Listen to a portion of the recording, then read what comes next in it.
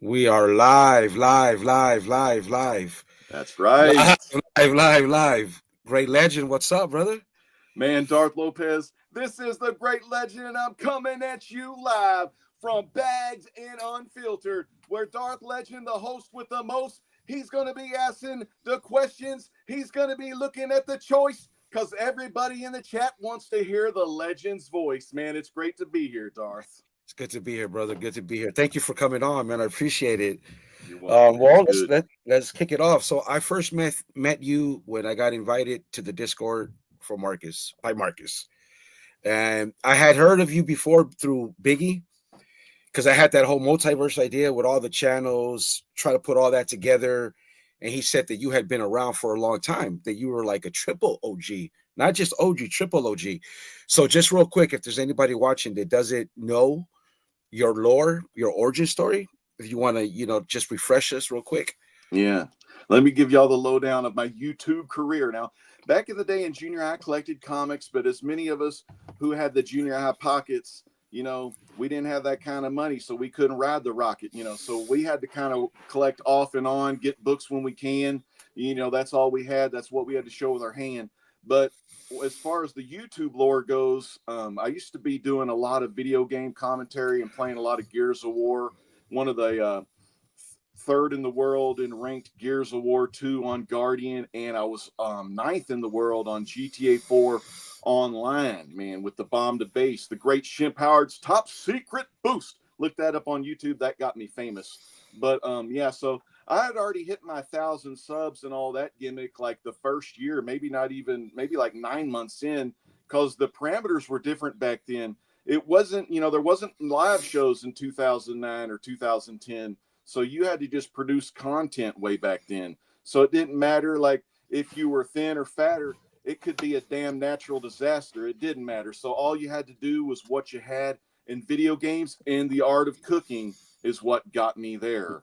And that kind of is where I got my first big start. My buddy Duck Rank, aka Dustin Rankhorn from Tennessee, he got me into it. He said, "Legend, man, you ought to be doing video game commentary just like we hear on the wrestling or the UFC. You needed to bring that video game commentary or that wrestling commentary to the video game scene."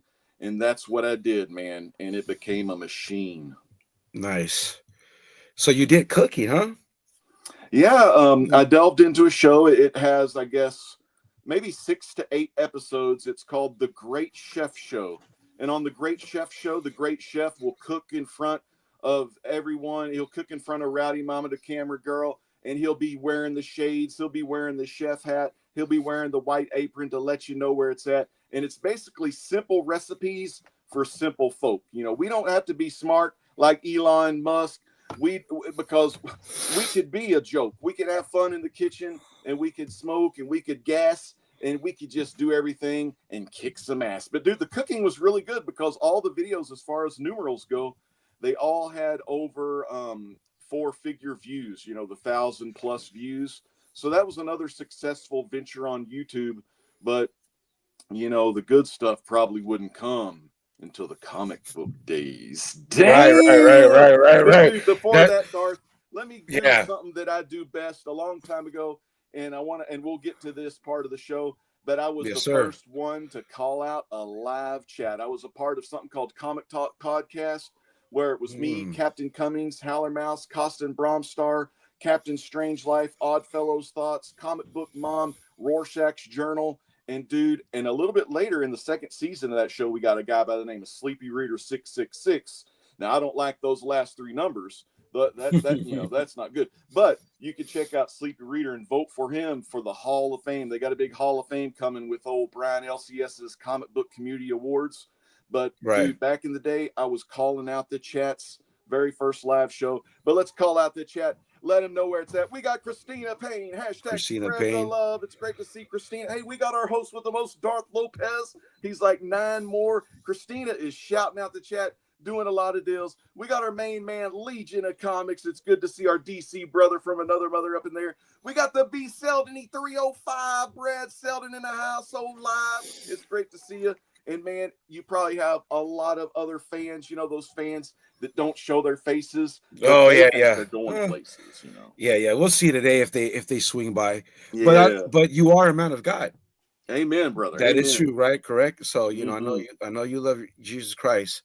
So I respect that about you. But yeah. So when did you start doing comic book content? What The funny year? thing was, I had done a video in 2011.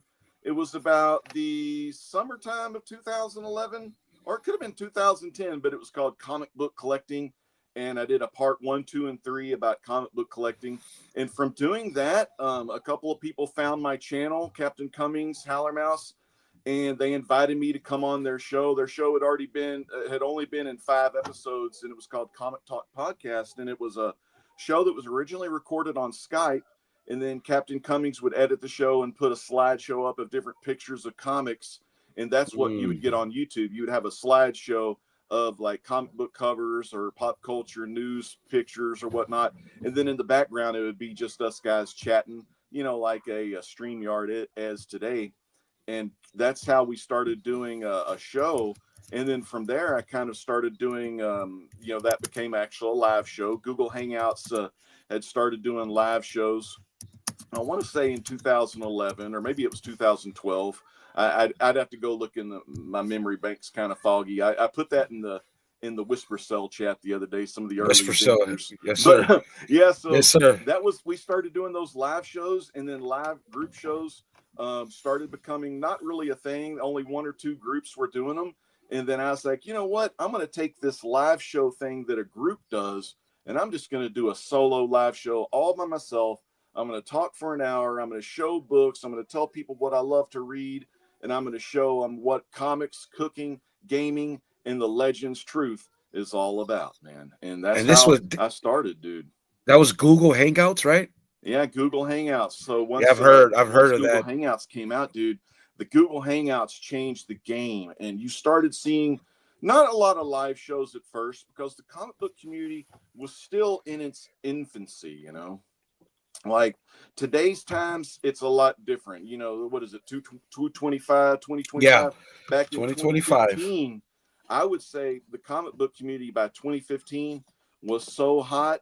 That's when the drama was all you got, man. Like a little fast forward a little bit, those years that I started, there wasn't a lot of drama or anything of that nature. Mainly it was folks showing their passion and love for comics and reading and showing that sexy Mylar bag. And you didn't really care what the comics price was or the price tag. You just had what you had, and that's what you did. And what you did is what you read. And man, after that, I could put these motherfuckers to bed. Yeet! Yes, sir. All right, sorry, I get a little bit too in the character. Sorry about that, Darth. That's all right. No, But that's all right. Your yeah, man, a stage. lot You of got the great people in stage. the chat, man. Who that Who comics? He that? was a part of the Legends history. God bless him for That's getting me started. yeah, I didn't know. I didn't know that. Like I know who that from Biggie. Like I know almost everybody from Biggie. Me And too, dude. I didn't know that you guys it wasn't until like a few days ago in just a natural conversation about those times, how good they were. I didn't know that who that was part of a team that you guys did. Like you guys had a show together. Oh yeah. He was the show. God dang, him and this guy named Big Bear Comics. So in 2015, that's kind of when a lot of the drama started. And I would say the guy that brought in the drama, and I don't know if he meant to bring in the drama, but our original Comic Talk podcast group, it pretty much broke up because one of the guys, Captain Cummings, had drama with another guy named Howler Mouse. And the drama was over Howler Mouse missing some live shows or being on the telephone during a live show. Hmm. And that that kind of divided a rift, so there was no more Comic Talk podcast. But go to 2015, a lot more live shows are out there. We have one called We Love Comics, and We Love Comics started this cool thing. His name's Chris. Great channel, great voice too. If you're into those like New York style voices, I think he's a Floridian now. But he had the silent auction, and it was the very first YouTube comic auction, and it was a silent auction.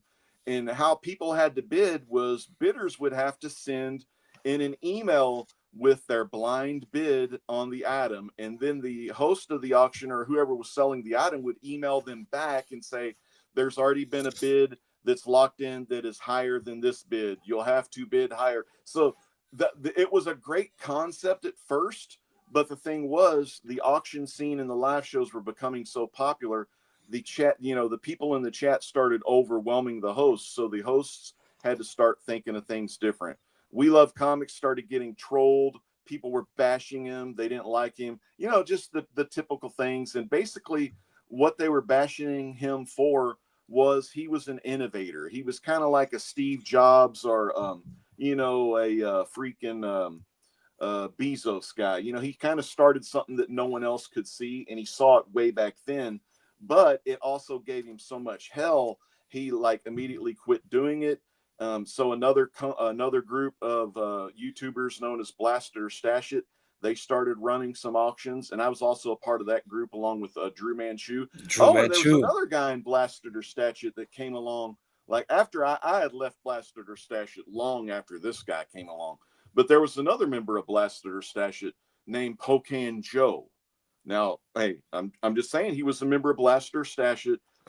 His name may or may not come up anymore during this episode. So if you're a Pocan Joe fan, if you're a fan of synthetic panels, if you're a fan of YouTube comic book people, or if you're a fan of just artificial intelligence or crane games in general, make sure you IG direct message Pocan Joe to let him know he's welcome, and he's the star of the show if he only watches. But right. Let's keep moving on. So anyway, I actually set in on these Blaster or Stash It live auctions. They were an utter shit show. They were the same thing. It was the email bids. They were trying to pick up on what Chris, We Love Comics did, and it was a freaking failure. So what I did, I decided to get my brain together. I had already been doing solo live shows because I was the very first one in YouTube to do solo live shows. And I'll get to my award. I'm kind of going up and down in the deal. Let me just get my awards out of the way with. So in 2012 and 2013, there was a channel named Comic Uno. Her channel name is Hayden Claire Collectibles, but her YouTube handles Comic Uno. And she used to do something called the Comic Uno's Geeky Awards. And basically they were the comic book community awards before the 2000 and, the Brian LCS comic book community awards. There have been tons of community award shows before, but the very first award show, I won the best solo live show host 2012 and 2013 back-to-back live show host with the most, the Great Legend Show. And if you didn't know, now you do. And now you know to tune in to this show, because there's a lot more unbagged and unfiltered, because we're back in the auction scene. So I knew in the auctions, people wanted to see something different. They didn't want to wait for an email reply, but they wanted to know right then and there. So I thought no better way than to put the bids in the live chat itself, because why not have the greatest host that ever lived check the live chat through auction bid? And that's what we did. And the reason I have to give so much credit to Whodat and Big Bear, the Big Bear Comics, Whodat Comics and Gaming back then. Now it's comics and movies, comics and movies, but it was gaming before. But Whodat was such an integral part in that, because he knew exactly what to do. He had already been in big boy auctions before. Yeah. He had done eBay. He had done all the other ones. And Big Bear as well. It just added another anchor, another foundational piece to the auction house scene in the YouTube comic book community. And I went ahead and dropped out of the auctions after a lot of stuff I did. I've done 3. Before there was the Comics Curing Cancer auction with the Comic Vet and Fat Stacks. That wasn't the first charity auction like the YouTube comic book community ever did. We actually did 3 years of the Hero Initiative comic book auctions, and we raised money for the Hero Initiative. Me and Whodat Big Bear did that the first couple of years, and then Strictly Comics went ahead and took it over and everything. But we did a lot for the artists and the writers of our great artist industry, comic book community industry, to let people know that, there are people out there, there's fans that still love each and every one of you. And we did the same thing Comics Curing Cancer is. Everyone would donate items and everything like that. And we raised a lot of money. I think our first year we raised over $15,000 or something. Damn. So it was pretty good for a comic book deal. It was really good. Yeah. So Whodat's Triple OG then? I didn't know that. Yeah, he cool. That's pretty cool. Let me tell you, he's been in the game since for over 10 years. I think he was in 2014, 2015, because I started like right when the auction scene happened. He was on We Love Comics. I say We Love Comics started it, but really you could say Who Dat started it, because Who Dat co-hosted with We Love Comics. He co-hosted with the Blaster Stash It auction. He co-hosted with our auction. It ain't even my auction. It's Legends Live auction, because Who Dat and Big Bear and Jason the Flash Smith, those were legend sellers, and I was just lucky by God. God has blessed me to know a lot of kick-ass people in the community. So, man, the beanie's off to the Lord upstairs, you know. Yeah, I don't. Some of those names don't ring a bell. I Mhm. didn't. 2015. I think I was watching still like Collider type content, more of the Mhm. movie stuff type content, because I came back into the hobby at 2015. I didn't find out about YouTube comic book content till maybe 2016, Yeah. probably like a year later. And that was Jim Comics, I think Bueller a little bit, Yeah, that was Tales when from the Flip Side, they started getting Simpleman. really big. A lot of people don't know this. When I went and left Blaster to stash it, they brought Pocan Joe in. I was already doing, they were reviewing a lot of new books that were coming out weekly, and I was spending less and less money on those new books because I wanted to concentrate on what me and Who Dat Comics we call big boy books. It's Yeah, that's actually what. I got it Yes. from WCW, where the big boys play, but I started staying big boy books, Oh and then yeah. we stuck it ever since. But yeah, man. So when those folks started coming along, I'd moved into the Comic Core because that was another upstart channel, a lot of young talent, a lot of young community channel. We were building something over at Comic Core, and you had a guy on maybe 2 or 3 weeks ago that he created the Comic Core, but it wasn't known as Comic Core back then. Yeah. It was known as the Magnificent Seven.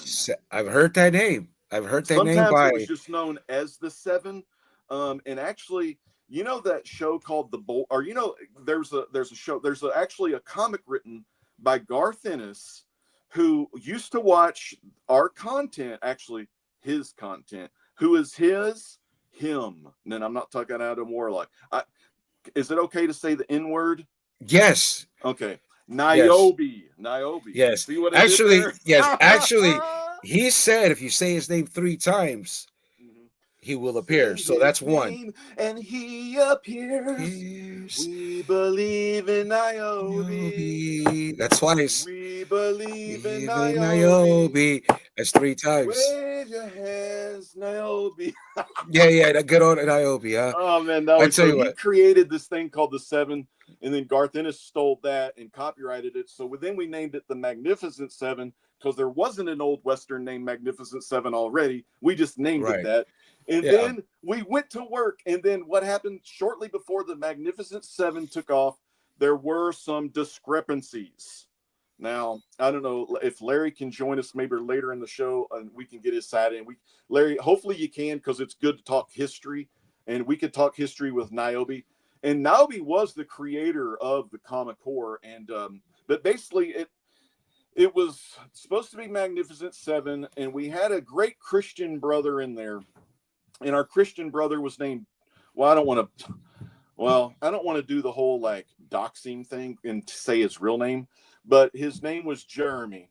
And Jeremy spoke in class today. Well, what Jeremy had done, he had spoke about his faith in Jesus Christ, his Lord and Savior, the one he knows, the one who saved him. And Jeremy was an outspoken Christian, and he's a great Christian brother. To this day, I follow him on Instagram. And the Niobe, I guess, did not like some of the things that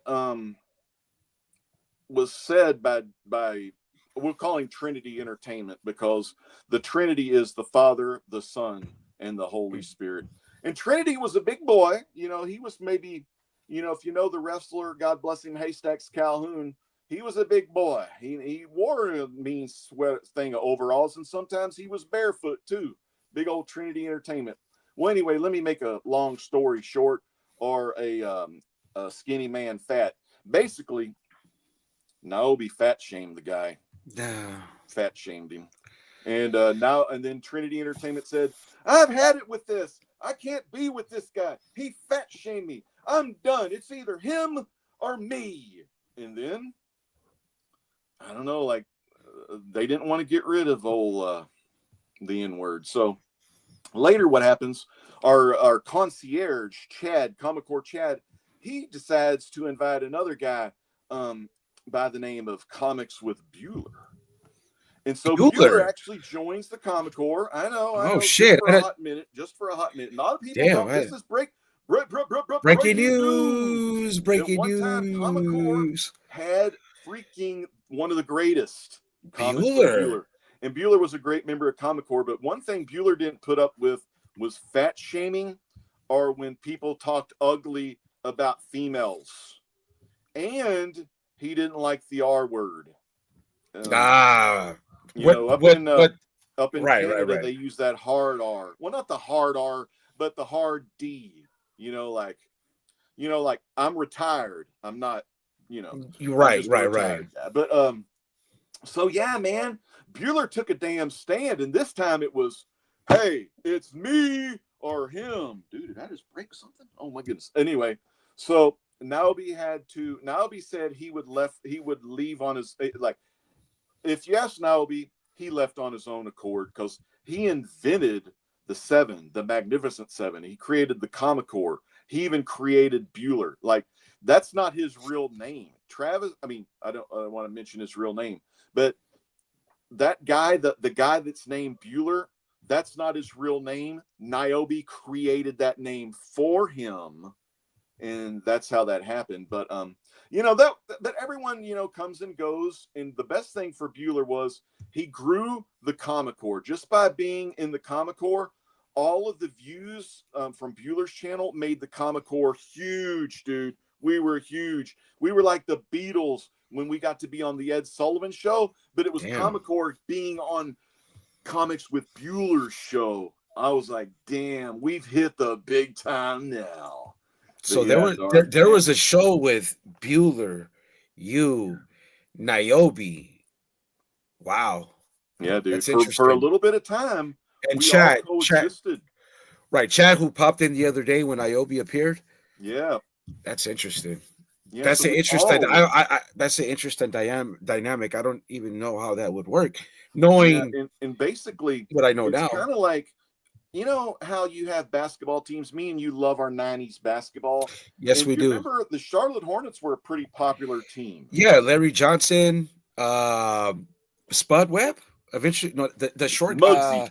Mm-hmm. Do you remember their center, the Georgetown Hoya Destroyer? Georgetown. Larry Johnson? No, he played for UNLV, but Mutombo played with Alonzo Mourning at Georgetown. And Alonzo Mourning was a big center. Yeah, they got upset because one of them was making more money than the other. So you have this thing there's a thing in the Bible that gets talked about quite a bit in the Bible, and it's known as the word jealousy. And jealousy can come in all sorts of shapes, sizes. Different forms of media can make a person jealous. If you look at Biggie Shaq's 2 to 4, Biggie Shaq talked about today in today's times that it's easier for women to cheat on their male spouses because they have a lot of different weapons at their disposal. One of those weapons is the phone, the iPad, the computer, the websites, the emails, the text messages, and sometimes the pictures. You look at pictures of people you see online and you're like, oh, I wish my husband looked like this. Too bad he doesn't look like this anymore. Right. And then what happens is there's an evil being known as Satan who starts putting these things in your head. The devil. And when you get a lot of those things in your head, you want to enact on those jealousies. You want to take that envy, that jealousy, and you want to make it stronger than that other person.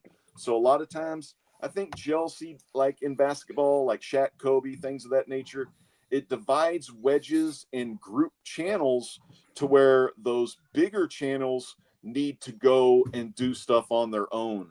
And sometimes those big channels, they'll fail. And sometimes the big channels, like Comics with Bueller, and I'll mention another one here in a minute, that's where they succeed. Comics Tom 101 as well. That's where those channels succeed. If they can leave all the jealousy in the rear view mirror, leave all the drama in the rear view mirror, and look toward their future, they'll know their goals are attainable because they're no longer looking in the rear view mirror. They're now looking into their own future, their own legacies, what they're going to create here on YouTube. I talked with Marcus and I talked with Cyclotron a couple of weeks back, and I told them, you know, YouTube is like a time capsule for our lives. Yeah. Whatever we post on YouTube, that's what not only the folks of today are going to remember, the folks of yesterday, the folks of the future, our own children, our own grandchildren, our own great-grandchildren. They're going to see our lives through a microscope known as the YouTube, and they're going to get to know things we liked, things we didn't like. And I don't want my grandkids and my future family members see me as a person that was like a gatekeeper, or a person that was like on the top of a hill shooting down on other channels that are, you know, not as popular. I want people to watch the Great Legend Show to know that they can look at a person and they can look at a sinner, a person that's done so much bad things in this world. I can't even tell you all the bad stuff that I've done personally in this world, or bad things that I've done to people of this world. But what I can tell you is there is a redemption story on the other side. And that redemption story, if you choose to believe it, if you research it, if you look at the videos that the Legends Truth has provided you over the years, you'll know that redemption story can be done by anyone. There was even an old guy. He was known as the greatest preacher to the Gentile world. His name was Saul. And Saul persecuted Jews, and he persecuted Christians. He just killed them all. But you know, the thing about Saul was, when he was on the road to Damascus, he was blinded by the light. And that's where his redemption story started. And that road to Damascus took him on his pilgrimage to become not Saul, but to become Paul the Apostle, one of the greatest Christian preachers that have ever walked our earth. And if a killer, a man that tortured Jews, a man that tortured Christians, if that man can be forgiven, so can you. Darth, you can be forgiven. The Great Legend can be forgiven. All these people in the chat, all these people watching around the world, they can be forgiven today, because the power of God is more powerful than a locomotive. The power of God, he's already leapt the buildings. He's already in heaven. He's leaping up in between 12 different heavens that we can't see, because our own eyes can't see the spiritual dimensions that are out there.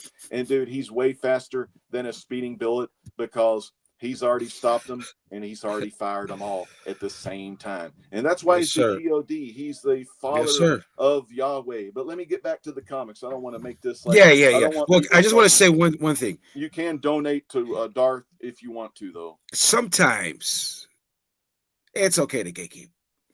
Sometimes you just don't want certain people around. I'll just be honest. Sometimes if you could keep certain characters away, certain energy away, and why not gatekeep? Why not throw up a fence? Maybe just a little fence. And not a gate, just a fence. Let me tell you like one of the Great Legends parables, because I've kind of went down the biblical road. I want to give you the parable of the Great Frost Keeper. The Great Frost Keeper, the Great Frost was his name, and gatekeeping was his game. Back in the day, he joined and he hung around with We Love Comics. He also hung out with some other people, and I won't mention their names because it has nothing really to do with them. More so, it has to do with the gatekeeper, this Frost guy. And what happened was there was an up-and-coming YouTube channel that was, taking the world by storm. Good-looking guy, beautiful smile, really good on the mic. He had a lot of awesome books. He had the looks. He had it all. He was blessed by God, no doubt about it. And his name was Alex the Kid. You ever play that Sega Master System, little Alex the Kid riding that little three-wheel trike, and he's riding and he's having fun and he's smiling like a son of a gun. That's Alex the Kid. So Alex the Kid comes into the community, and for some reason, it's 2015, 16, a lot of jealousies in the community. And this Frost gatekeeper, he just does not like this Alex guy. Now, Alex is, He's from the Hispanic cloth. Alex, oh, I Hmm. almost dropped his real name. Well, Alex the Kid, but he's from My Hispanic cloth. my peoples, And my peoples. your people's, man. Los Vatos Locos forever. Claro que And like sí. this Frost guy was also a little hace calor, Hace so calor. just a little Okay. hace frio. And Hace so, frío is cold. but Exact. they were from two different socio-economical lifestyles. One guy blue collar, Ah. one guy blue Ah. collar. Okay. The frosty one, the cold one, and his spirit was filled with the cold. He was frosty. Alex the Kid, happy, jovial, doctor. That's what he did. He was a doctor. So Ooh. the money and the books that Alex were getting, they were like, golden age. They were like old school Captain Marvel, golden age stuff like that. And then, the other guy might just be able to get his hands on some farmhand, Oh fuck. Yeah. Yeah. Yeah. some random modern book, right? So this guy was jealous, but the jealous fueled the Frost so much. Frost became colder, and he started to gatekeep. He started talking shit about the guy to other people behind other people's backs. And this guy, he did not deserve that. And I got pretty pissed. And I was like, you know what? The great legend's going to go toe to toe because this guy is a man of the cloth, and I got to stick up for my Christian brother. So I went toe to toe with Frosty the Snowman. And I'll have we didn't really come to any agreement. We just said, all right, you stay in your lane, I stay in To my my lane. lane. That's what we're gonna do. Yeah. Plus, that Traffic movie was really cool with Ben Affleck and I guess Samuel Jackson or whatever. So like, you stay in your lane, I stay in my lane, whatever. But What anyway, movie? so that's what we basically did. And the funny thing was, I became pretty good friends with Alex the Alex the Kid. Oh. And we became pretty good friends, and we even had him on the early years of Comic Core, but he was pretty flaky, pretty aloof when it came to things of that nature, because he would stick to after I started hanging out with him, Frosty may have had a little bit of snowflakes on this dude, because he did kind of hang out with just popular people or more people that were well off. And then get this, I was a guy, I had who dat knows what this is. I was a member of grade point analysis. It's called GPA. You can check the grades of your slabs. The only time I ever heard of Alex the Kid was when he was wanting me to give him the price of the slabs that he was like talking about, like whether he was selling or interested in buying. He only asked me for slab prices. And finally, I got pretty tired of Alex the Kid, and I said, dude, I don't feel comfortable like this anymore. All you ask me for is this, and you never come on our shows or do any things with us. So, I'm going to, kind of go my separate ways. So I cut ties with that guy because I felt that was the right thing to do. I didn't want to get taken advantage of. Now, another thing this guy did, Alex the Kid, in the young years, I did a favor for him. He had a buddy, and who doubt will remember this. He had a buddy named Gills 311 that he met. His name was Gills 311. And I even had Gills 311, who that may remember this. We had Gills 311 on Legends Live Auction. And, the crazy thing about Gills 311, in the chat, he tried to sell Trinity Entertainment, aka that big guy I was telling you about. He tried to sell him a X-Men number 4 Omega Red, or first appearance of Omega Red. Yeah. That his wife sends. He says his wife sent Omega Red, or X-Men number 5, the second appearance of Omega Red. So here's one thing that I'm having to deal with. Alex brought in some guy named Gills 311 who already screwing up on the auction, and it's his first auction he's ever been a part of. And then Jeremy, or the one guy, doesn't even get his books. So he finally get his books back. And fast forward a little bit, we got another guy in the comic book community. His name's Joker 69, and he's a well-known YouTuber in the comic book community named Joker 69. Joker 69 was he really liked Gills 311 because, well, Joker 69, he had cancer, and cancer, it can really mess your mind up and can screw you up. Gills 311 had something called Lyme disease. And so, Joker 69 felt sorry for Gills 311. Now, Joker 69 didn't know any story about Gills 311 not sending those books to Jeremy. But anyway, what happens is Joker 69 starts asking the prominent community members, to create a support video for this dude, Gills 311. I don't want to I'm a Christian. I love Jesus Christ, but I don't want to do a support video for some dumbass who fucked up my live auction when I have so many people that rely on me. I have a problem with that, especially some guy that like being an idiot and like selling the wrong book to my buddy. So what happens is I don't make the video. And then all of a sudden Joker 69 makes a video about the Great Legend, and he's telling me like this. He goes, "Hey, Legend, I see you didn't make a video for Gills 311. Hey, Rob." He broke kayfabe, used my real name, fucking cocksucker. He said, "Hey, Rob, get off your white horse." Okay, so whoa, early battle content. This Yes, fucking sir. cancer survivor's giving me early battle content, where he needs to be thanking the Lord our God for fucking protecting him and giving him some extra years instead of throwing shade at a fucking Great apostle Legend of Christ who's trying to spread the goddamn word. Amen. Jesus, amen. Sorry for the cussing, but the Lord, I'm a cussing Christian, and you know how that's the Great Legend does it. And that Yes, gets sir. the word of Karos, because our lives, there's so much sin in the world. They'll listen to a guy that says fuck more than they'll listen to a person say peace. You know? That's true. That is Let true. me get back to that story. So Gills 311, I found out years later, he stole books and ripped some people off. And Alex, the comic hoarder, was sending the message to his circle of friends. Hey, watch out, this guy named Gills 311. He stole books and didn't pay. And then, did I ever bring that up to Joker 69 or even go back and talk to Joker 69?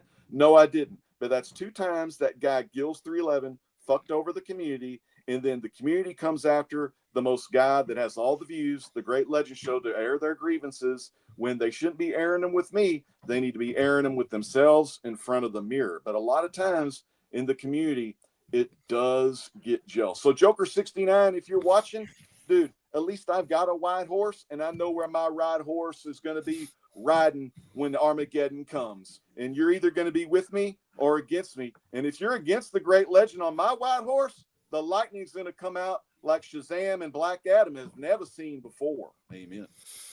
Not a drama, huh? So what do you think about the drama in current time? All right. You know, All the drama, shenanigans and the burner accounts. the burner accounts, the trolls, a lot of things have gone on. Like what I've noticed that some of the big time trolls, like the guy that like invented the bridge, Niobe, he invented the troll bridge. Correct. They kind of went on and decided to go into their own agendas or their own things to get themselves over in other avenues or facades of life. Everyone always wants to have eyes upon them. They want clicks, they want views, they want that dopamine pill, and they love to abuse. Once they get a taste of it, it's really hard to let go. But what we had currently, and I'll give it to you like this. We had an incident take place during one of the old school comic book community awards. And I don't want to throw any shade toward the host or anything like that, but there was a joke or a little fun comedy segment, whatever you want to call it, a skit, if you will. And it didn't go over too well with the Latino community. I have a lot of Latinos in my family in South Texas. I know they wouldn't like that at all. They probably think it's pretty stupid. And plus, Latinos, like the true Latinos with La Raza, they're not going to eat at Taco Bell unless it's like grab and go. Otherwise, they're making lo comida en la casa. Sí. Lo comida en la casa es muy favorita. Sí, comida de casa muy mejor. Claro que sí. Por yeah, supuesto. but none of this fake stuff. You can every now and then, some lardo gringos on there with their white vans talking about views and clicks, but you shouldn't be being a racist prick. Click and prick, that rhymes. If you need to know the ICK at the end of the word, you can make lick, prick, dick, sick. You can keep going. Yeah, man, bars. That's a good rhyme. Bars right there, bars. But so what happened was a smaller channel, really, a smaller channel. I would say that channel had less than 100 subs. He saw that content. He really wanted to be a part of something. He really wanted to be a part of the comic book community. And when he saw that content, he's like, you know what? I'm going to play this joke, and I'm going to milk this joke for all it is. I'm going to have people feel sorry for me. Not only that, he went to other channels like the Sticky Goose Effect. He went to these other troll channels. He tried to befriend the older troll channels, but a lot of these troll channels that have so many views, they're going to shoot down, because the thing is, if you get more popular than them, they don't want you to climb that mountain. So they're going to throw that boulder, and that boulder's going to smack you down. So you're back to the bottom of the fucking hill with the rest of us peons. Yeah. But that's what the big channels try to do. And when they did that to this particular channel, he hit rock bottom. He cried a little bit. I think he cried on camera. Three times. He questioned his own gender. When you watch a lot of woke material, you will question your own gender. And we found out, Darth, what color lipstick did he wear? Black. Black lipstick. So not only was he questioning his gender, he was questioning whether he was goth or whether he was something from another world. I see. The He did dude, once did look that a little drama bit happened, though, gothy. that kind of like started like an effect, and I don't want to call it what it is, what the effect it is, but he kind of took that little bit of a little bit of a bump, a little bit of I guess it's a little like if you ever took a bump of coke. Ask JD Comics from Baltimore. JD Comics, Baltimore, 2019. Cocaine's not good for you. Whoa. I don't know That's JD. I bars. don't know JD Comics, but JD Comics. In the cocaine. words of Biggie Shack, Cocaine is bad for you. I can tell you from experience. Look, you've been flattered. JD Comics has been flattered. JD. But so basically that channel, he got he had a little bit of sympathy for him, and he got this cool idea that he would use YouTube promotions to promote some of his content to get a lot of subscribers and views. The false king. The false king, yeah. And in the end times, Darth, I know, you spent a lot of times by yourself. I know you read the word. In the end times, there will be many forms of antichrists all around the world. There'll be evil antichrists. So you must make sure who you are hanging out with and who you're getting your information from. Will it be truth or will it be false? And a lot of the false stuff is also known as the art of deception.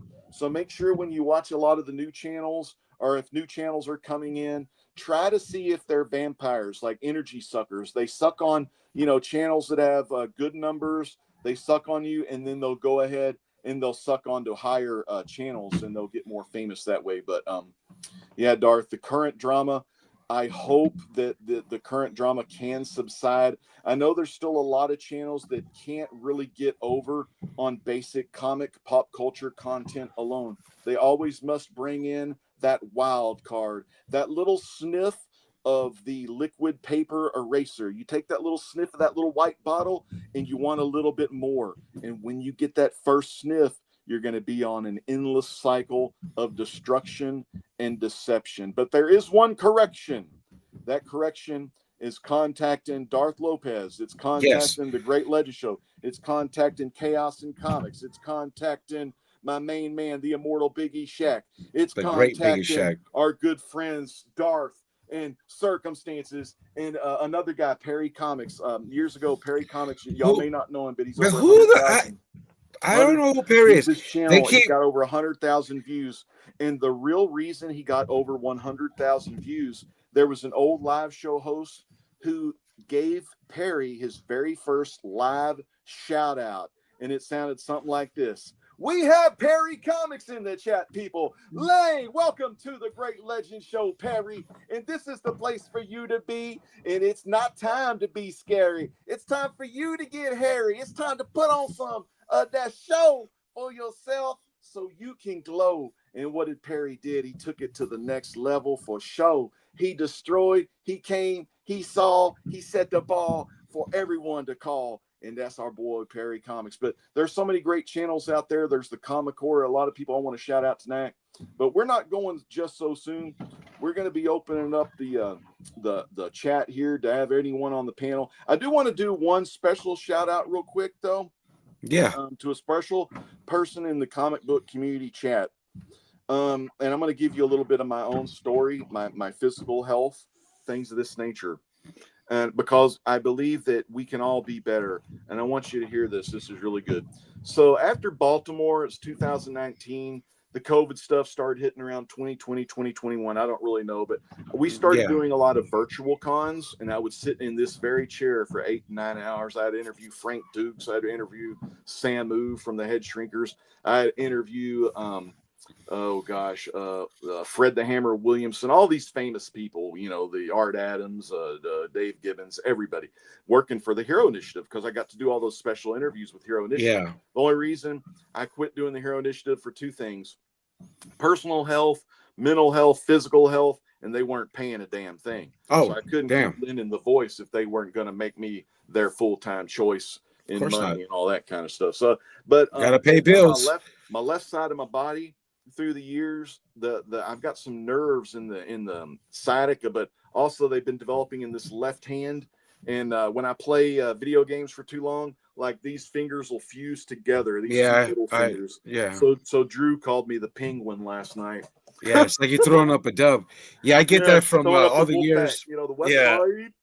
all the years hydroblasting and cleaning tanks.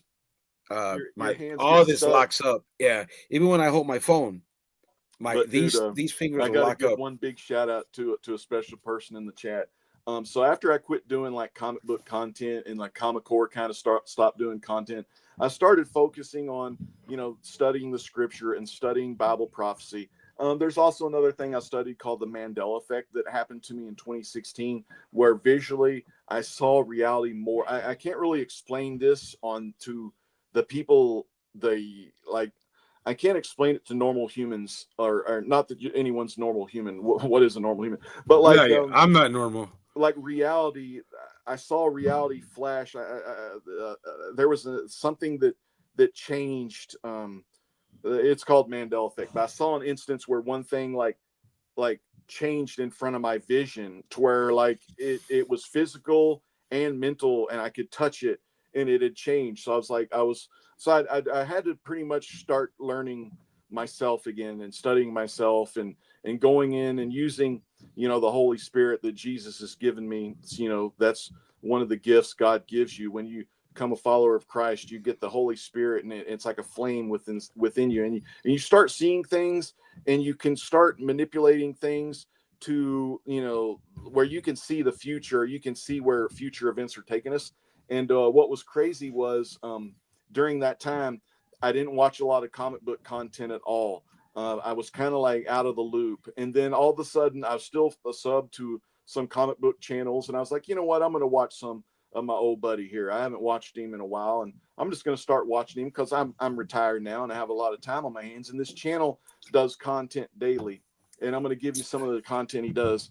He is a speculator, and he's one of the biggest, best speculators, because it's not normal speculation. He speculates on his vision, like things that he sees. Like the Holy Spirit will embolden me to let me see different things. And then I will tell you if I see those things. The same with this person. He has something called the Commandments. And the Commandments is a show about speculation, and it's not just commandments. It's Biggie Shack's top 5 commandments.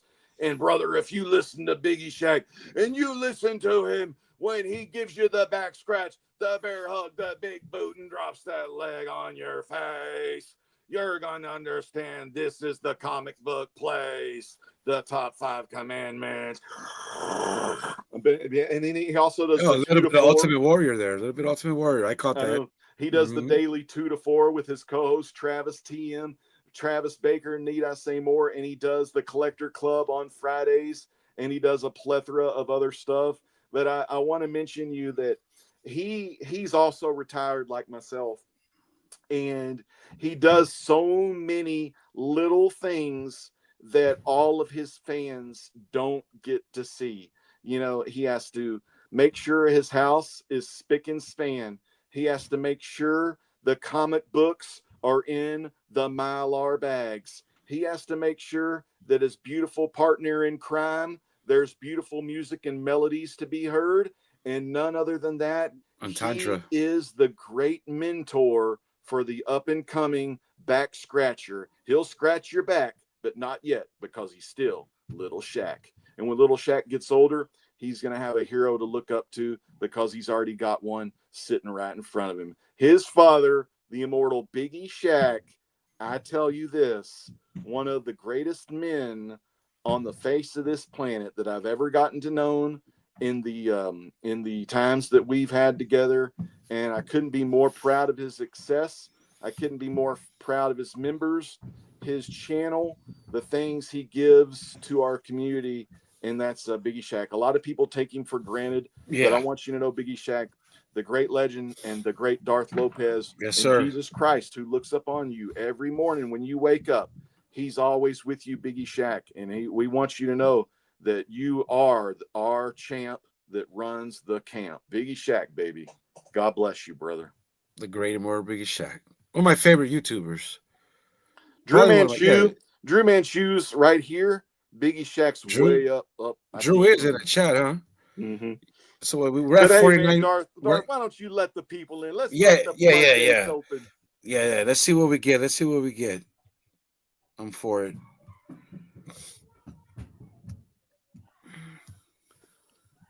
Trolls are welcome. We'd love to hear from you too.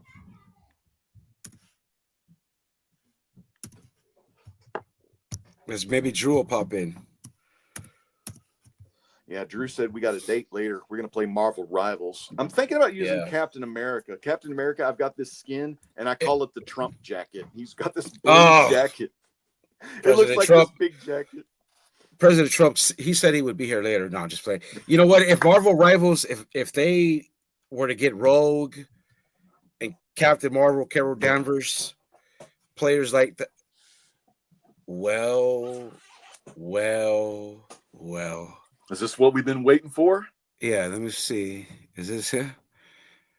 Can he give us some history? Whoa. There he is! Oh, I knew it! Well, look, gentlemen. Legend, you have a lot of revisionist history there. Quite a bit of it. And you know, hey, listen, you want to hear the truth or do you want to sing my name? Floor is yours, Larry. Great. You mentioned Undisputed Frost. You won't say names, but I will. And I'm sure Undisputed Frost will be very interested in everything you just had to say tonight. You didn't mention GPAP. I'm sure Gene Paul's Peter might be interested in some of the things you had to say tonight. Do you want to know all of those guys? Are you going to ring them off? Yeah, I'm going to ring them off. I also have several screenshots of you and what happened with Jeremy in the comic core that I can show. Would you want me to do that too? Yeah, if you want to. Yeah, okay, great. Let's bring one up. Oh, and by the way, before we get into that, I have a legal matter to discuss with you guys. Are you going to sue me, Larry? I might. Breaking news. No, here's the deal. You had Chad on here who made a very direct. I got the floor. You got, and I did consult a lawyer because lawyers will give you free consultations, gentlemen. And so here's the deal, Lopez. I have to officially ask you now to remove 2 videos where you have Chad making very defamatory defamation statements that are simply not true, and we all know it. So those videos have to come down. Darth, if they don't come down, I have to have the lawyer contact YouTube's legal support team, and we have to take down the channel. I don't want to do that, bro. So I'm here to ask you to remove the videos. I'm also here to get apologies from Chad and from the Great Legend Show. Yeah, I wanted to talk to Larry because, like, Larry, a lot of this couldn't have happened without you. Like, because the thing I want to stick on topic here for a second. All right, let's go back to Jeremy Edwards. Let's go. No, I want to talk about the definition. Well, I'm here now. Yeah, It's time to pay attention to Biggie Shaq. Okay, now that's enough of the bullshit. So all right, Neobi, I got a question. What's Iron Fist 14? We're not playing this game. I'm here for. I'm here. Hold on. Look, once we get past all this, that that's right, dude. You don't know comics. You don't know shit. Yeah, I'm not here to know about comics. I'm here to deliver a message. Hold on, Biggie. Hold on. Legend, this is serious. This is serious game. I'm not fucking joking around with you guys. Okay. Hold on. Take a breath. All right, whatever. Go for it. If you're going to take my channel down, take it down. I won't. You just have to take down those 2 videos. I'm not going to take down any videos. Great. Take my channel down. It's coming down. And it will be I will be known as the channel that got taken down. Yeah, for defamation. And that I also have Chad's address, phone number. I have Travis Murray's address, phone number in Summerside, PEI, where he also called me a pedo. I'm coming for all of you. What's a pedo? What are you talking about? You're on the list too.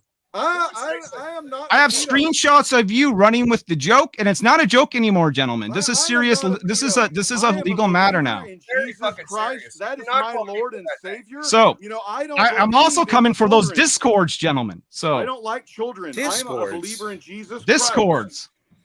Because Discords, I looked into it. Discord has a very strict policy when it concerns defamation. I don't do anything with young people, Larry. Yeah, neither do I, but you're around insinuating that I have. Larry, I am not. I don't know what a pedo is. I don't even know why you're here. I thought you were here to talk about Jeremy Edwards and comics with. Oh no, I'm here to have a couple of videos taken down. Last week I don't give a fuck about your fake revisionist history. I don't know what happened to you, Larry. So far, none of you guys have been able to produce an ounce of proof on anything. Defamation, gentlemen. I'm coming. You have a choice, Darth. I'm here as a man to ask you to remove those videos, and if you don't, you're going to find out.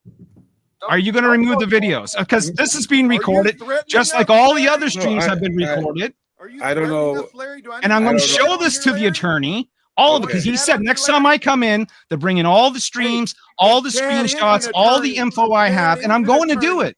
Chad is an attorney, you piece of crap. Chad is a drunk. With Jesus? You got something to say about Legend, you're not even a man of God because you're out there spreading lies.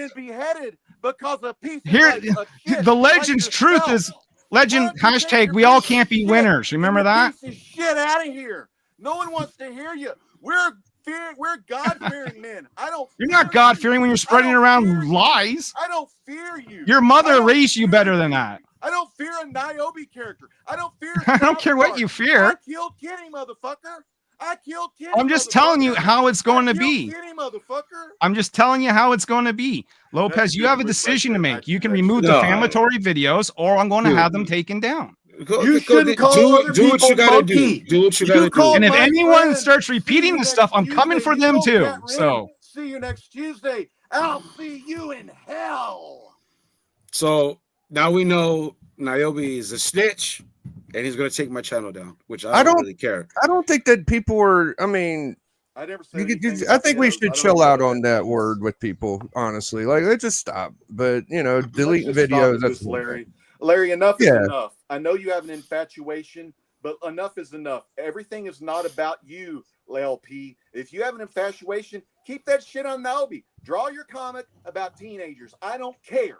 This is God's country. This is Donnie Cates' house. This is Darth Lopez's place. Let the record show that I got to 191 subscribers before my channel gets taken down by Niobe. Yeah, man, no big deal. Hey, all that matters is he didn't know what Iron Fist 14 was. That's all that fucking mattered. That's all I heard. Hey, I want to hear Drew Manchu, what Drew Manchu has to say. Drew, if you could come on here, I'd really appreciate it, to get Drew's context on some of this. Because no one wants any harm to come to Larry. You like using real names, Larry Higgins? A lot of, we don't want to have to do it. We don't want any harm to come to you.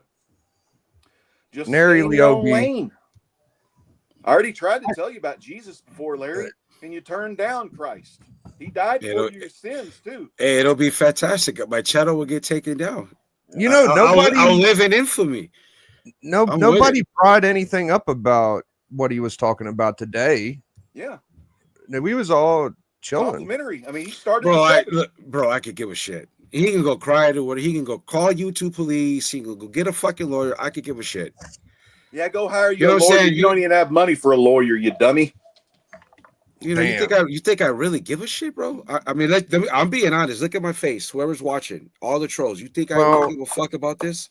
You guys know I live pretty good. I could give a fuck about this. You know what I mean? I'll live in infamy, and then I'll just go appear on Circumstances channel and Biggie's channel, and we'll make it lore. Look, Lopez. Not only was he exiled, he got his channel taken down. That's true. It'll be fantastic. That's true. Yeah. Now, to this guy, grow a pair of balls and come on. Yeah. Grow a pair of balls and just come on. Whoever you are. That's the one Sticky was using. Let me see. Look at this. Okay. Oh, the Sticky. Yeah, that's probably Sticky. Hey, I don't know. It could be. I don't know. It could be one of those dudes from Renovision. Hey, but you know what was so cool, man? Coming on here tonight to do unbagged and unfiltered, bagged and unfiltered. Well, I like mine bagged and I like it unfiltered. And I am a Christian that cusses. A lot of people know that. I'll drop the F-bombs, and sometimes rage and anger can be a part. Jesus had two disciples. They were brothers. They were James and John. And one time, people started talking shit to Jesus, kind of like Razor or anybody that talks shit to Christians. they started talking shit to Jesus, and James and John pulled their daggers out, dude. James and John were ready to go. And Jesus just laughed and pulled them back and said, you really are my sons of thunder, the sons of thunder. But Christians can get angry, and Christians can fight too. And Larry, when you come on here and you try to intimidate the host, Darth Lopez, and you intimidate that man next to me, Biggie Shack, who you don't even deserve to be on a panel with Biggie Shack, because you're not in his league, brother. You're like Bret Hart, that cheap-ass Canadian that's still crying because he got his fucking head kicked in by Goldberg. Go cry a corner, you damn loser, because Biggie Shack is our champ and Darth Lopez is our host, and the great legends, the choice with the most. Hey, call the YouTube police, Niobe. I said no, I ain't taking shit down. Call the YouTube police. No, all you did was call Jeremy Edwards fat. I'm sure people. I could care less, bro. I could give a shit. This has all gotten blown out of proportion. Look, guys, I came from my cameo. I'm here. I've joined every episode of Bagged and Unfiltered. Neri Leobi is a friend of mine. I refuse to believe in any false allegations. He's a saint. You do great. And this is Iron Fist 14. Oh, key in on the true. 14. First Sabretooth. That's all I was trying to do, is bring some comic book knowledge. Yes, Niobe is a very good man. He is a comic book creator. He is an outstanding community of the Canadian province that he lives in. That man has probably never committed a crime. If anything, he's invented things and been such a good person and human being to Canada. God bless Canada. God bless Niobe. That's binary. Doubterman from the whatever it is. All right. Hey, y'all want to hear this book right here? And I'm going to tell you this book right here. And this is the Benjamin J. Grimm talking. What up, Sawa? J. Grimm here. Hey, everybody. It's good to see Niobe Comics in the chat. I am glad to meet you. Since you invented YouTube comic book community, I heard you even helped build the Baxter building for Reed Stretcho. But hey, Niobe Comics, this is What If, issue 18. If you don't like a 14, maybe you try 18, because it's clobbering time. Yeah. Fantastic. Yeah. Hey, man, Neri don't like being messed with, and I don't blame him, man. So it's okay, guys. Hopefully nothing happens. I hate to see anybody get copyright. Like, please leave my friend Darth alone. He's a guy. He's a swell guy. He don't pick. No. Hey, damage is done, bro. He can go do what he needs to do. Oh man, I just peace. I could care less. Oh shit. Well, I gotta go eat, but I love you guys. Great legend. You're such a complimentary man. You said such nice things about me, Darth. You're one of my favorite. You are my favorite. You're my favorite rookie. You're my favorite drama king. The drama king is here. No, you are. And Legend is the first man to ever do a live stream. 2013, 2012, greatest content creator in the world, and the #1 supporter of the Biggie Shack. Yo, Drew, I'm out, dude. I'm tagging you in. Oh, good to see you, Biggie. Later, guys. What up, Drew? Look, I just want. Where did he go? Because I came in from the car. Niobe hopped online as soon as I possibly could. I mean, he could. If you're there, Niobe, you want to come back on? Ain't no more flapping South Park heads. There's a couple things you need for defamation. Number one, you need to prove that there was some harm to you personally or your business dealings. You do enough to harm your own business dealings just being an asshole on the internet. Number two, you need to defame a person. Niobe Comics is not a person. Your face was not shown on any of these streams. You weren't really on here. You're hiding yourself, and therefore your need for anonymity eliminates any sort of legal responsibility that anybody has for talking about you like you're a real fucking person.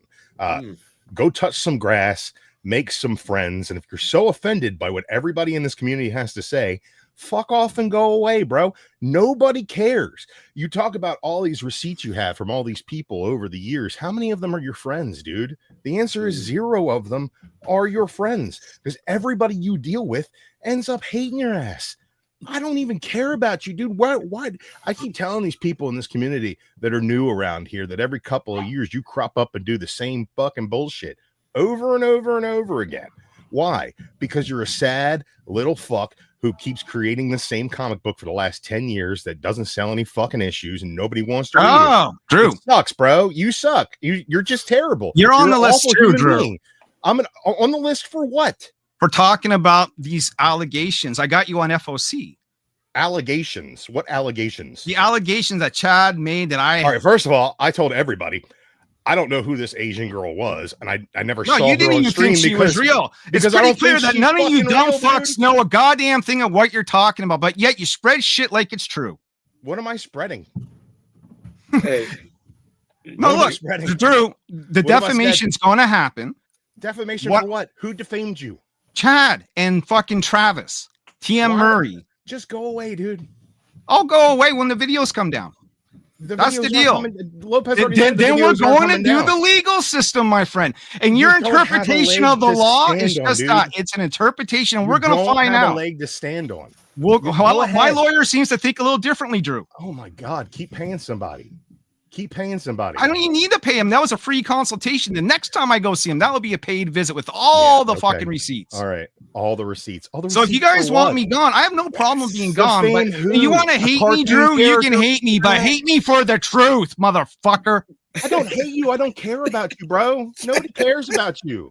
Nobody cares. Nobody hates you. Nobody cares about you. We should go watch your appearance on Ethan Van Sciver. That should be a good one. Where I said, why would you associate yourself with a racist campaign like Comicsgate? And then everybody was like,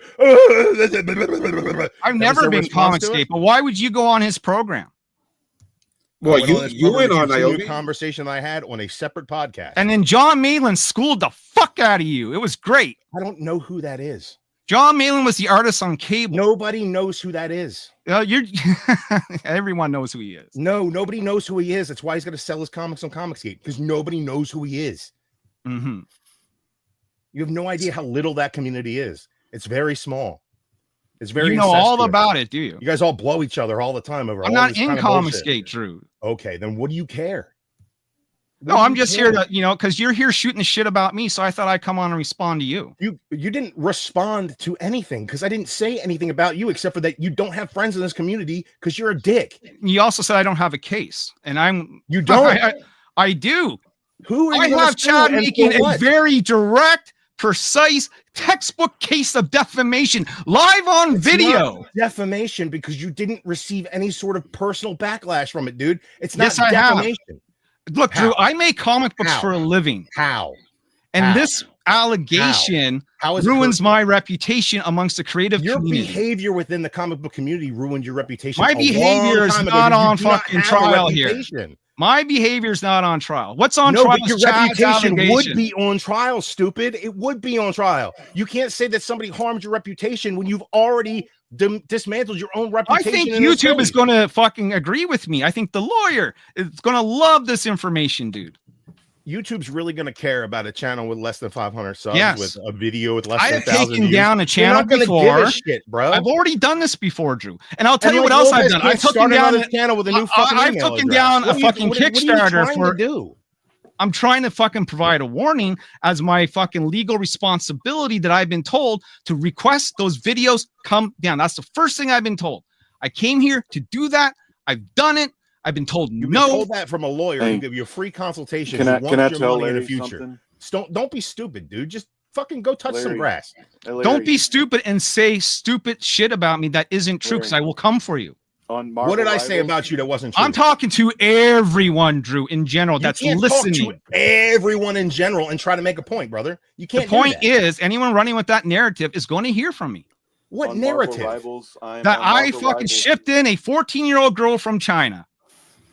You just said you called a mail order bride. It was from Minnesota. But Marvel Rivals. No, I'm talking about what Chad said. Chad's allegation was I shipped her in from China. You just said in plain English on the internet, I shipped in a 14-year-old girl from China. You just said that. You know what I said. You. Hold on, I do know what you just said. And it's all on video. I never shipped in a 14-year-old girl from China. I never shipped in that. Breaking news. Niobe, my lawyer said, suck my fucking dick. Suck- Get the fuck out of here. Go call the fucking War. YouTubers. War. Get the war. Suck my fucking balls. You want Get the How power? fuck about outta everybody here. else? You don't even show your Get face. the fuck out of here. Take my shit down. I'll live in infamy. I don't give a fuck. So fucking what? I don't care. I think I give a I've fuck. been defamed because 14 people No, on you the think internet I- heard that I did something that I didn't do. Oh Take- my god, dude, grow up. Take my shit down. Be I'll a live in man. infamy. I don't give a fuck. Fuck you, Niobe. Fuck Your you. views only you only get 14 views per video, Niobe. I don't Be a care. man, go, dude. go cry. I give a Be shit. a man. Make a I book don't people care. want to read. You make comic books. Go make one. Yeah, link is in the chat. Anybody wants to pop on? I could care less, guys. I look. I'm very honest about it. Like I really don't care. If any, like I said, it'll be lore. I'll Yeah. go down in a blaze of glory. Oh, Oh wow! Like I won't be able to go on Biggie's or Marcus. I could care less. I'll just make Darth Lopez the second channel. So what are we doing here, dude? You know, it don't fucking matter. I could care less. It's been a great show, boys. That's crazy And shit. Dude, This let me is tell you, crazy Darth, shit. The Great Legends YouTube career has been a great ride. And, you know, I find out something new every day, and I always count my blessings every day. And one of the greatest blessings I can count is all the people like you, Darth, Drew Manchu, Circumstances, Perry, Chaos and Comics, Travis, Hialeah, Comic Bro, Funhouse Comics, Comic Journey, all the people in the chat, the Immortal Biggest Check, everyone who's joined us. And what was the most top concurrent viewers did we have in this one? Like I don't know, like 40. You know, the fans love you, man, Darth. They can't get enough of you. And fans, if you like the there he is. Triple OG. Triple O. That's a true OG right there. Triple OG. Look, Triple OG. I'm just look. I'm just saying. I want to say hello to Drew Man, Legend, Darth. One of the best. Just want to say I miss Biggie. I'm sorry. I'm going in and out, doing a lot of stuff around the house. So just wanted to say hello to everybody. Had a lot of good memories with a lot of folks that are popping in the chat and are here. So that's all that matters. That's all I want to say. I'm a fake black guy. Don't even. You know what I mean? No, that's hey, that is funny. That was actually funny. That was actually funny. Yeah. That was actually, I gotta give it to him. I gotta give it to Ray Liotta. I gotta give it to him. Ray Liotta. But Hialeah, all those guys, aggressively relaxing. It's a lot of people, from the past, present, that's still around. So it's nice to see a lot of people. So I just wanted to say hello to buddies of mine. That's all that's all I want to say. Everybody keep collecting. Collect what you like. Yes, sir. And love what you collect. Doesn't matter what other people say. You can be fake, like I am fake, I guess, and you could be but just keep on collecting, man. That's all I'm gonna say. Bro, if you're fake, you've been fake consistently for a long fucking time. So good act. Hey, I don't, I Hey, my and best.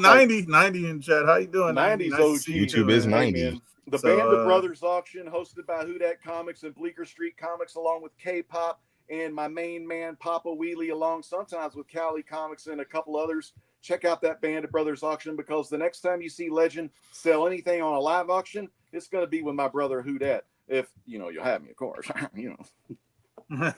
Well, y'all be cool. Christina Payne, all you guys. Just want to say hello. Nice to see everybody. I'll just pop it in. All right, Triple OG. Take care, bro. All right, Triple OG. See y'all later, man. All right, brother. Dude. John Good Stout to see Who Dat. Cat knows John Stout and John Stout. And AR the Superstar. They all know the old Who Dat, man. AR-15. Yeah. He's looking at the discourse. Get the fuck out of here, dude. Stop. I'm gonna report your Yeah, Discord to the police. Fuck you. Defamation, right? What's that? Defamation is this, right? It's like taking someone's content and like copying it. Didn't there a book called Jim and the Hologram?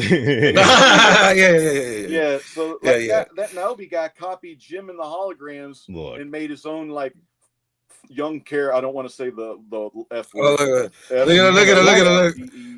at him.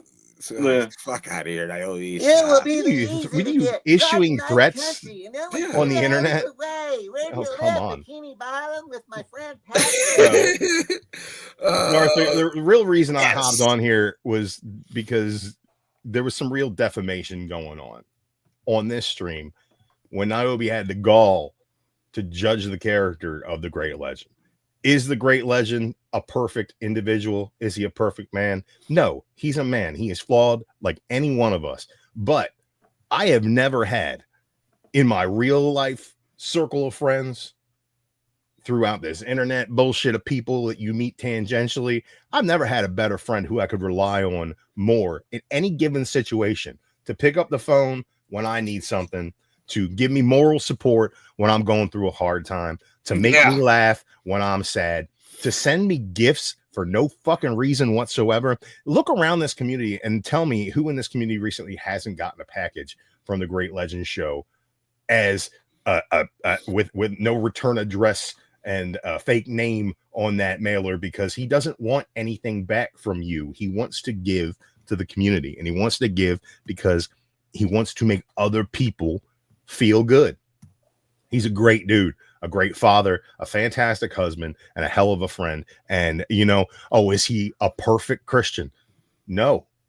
But I know that when he thinks about what he does it with faith. He does it with faith that he's doing the right thing for the right reasons for the right people. And there's no way that you can discount that. I've never met anybody more fucking off his rocker than the Great Legend Show, but I've never met anybody who's a more solid friend either. And, you know, you want to talk shit about him, that's fine. You want to defame this man's character while you're, you know, the kind of person who can't keep friends. That's cool. You know, go ahead.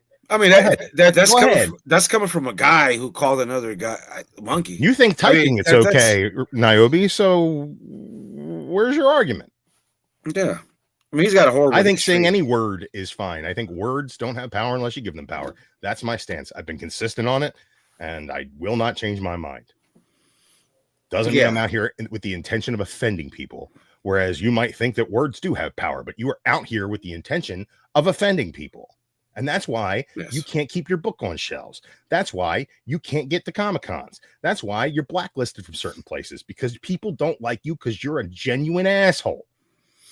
It's really all there is to it. Is that defamation? Prove you're not an asshole. How about that? Now back to the matter at hand. The Great Legend Show. Fantastic dude. He broke ground in this community. He gave people a place to sell their books when people weren't having online auctions. He sat in that chair for hours on end, helping people in this community move their wares while he didn't sell anything or make a dime off anything. He did it to keep the community alive and to keep people going, and constantly gives back to these people. Constantly gives back to anybody. Good man. You know?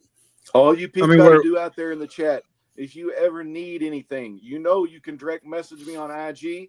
If you ever need some, like my, you know, if you're having some problems, I may not be able to send you money, but I can maybe sell you some. I mean, I can maybe send you some stuff that you can sell to make some money, you know, because I don't want to see anyone out there go through any bad times or hard times. I want to see you overcome all of your objectives and complete all of your achievements. I don't know who Perry Comics is. I keep getting linked with him, but I'm gonna just ride with it now, because doesn't he have like 160 subscribers or something like that? Nobody knows who Perry is, but everybody knows. That's what I'm saying. So if I'm being linked with Perry, you know what I mean? That's I don't know who Perry is, but I know who Strange Dog Comic and Wrestling is. That's my brother Ian. And my main man Ian is a huge wrestling fan. And brother Ian at Strange Dog Comic and Wrestling has an amazing channel. And if you're into wrestling action figures, comics, pop culture, and Funkos, you know you don't need to look no further, because my brother Ian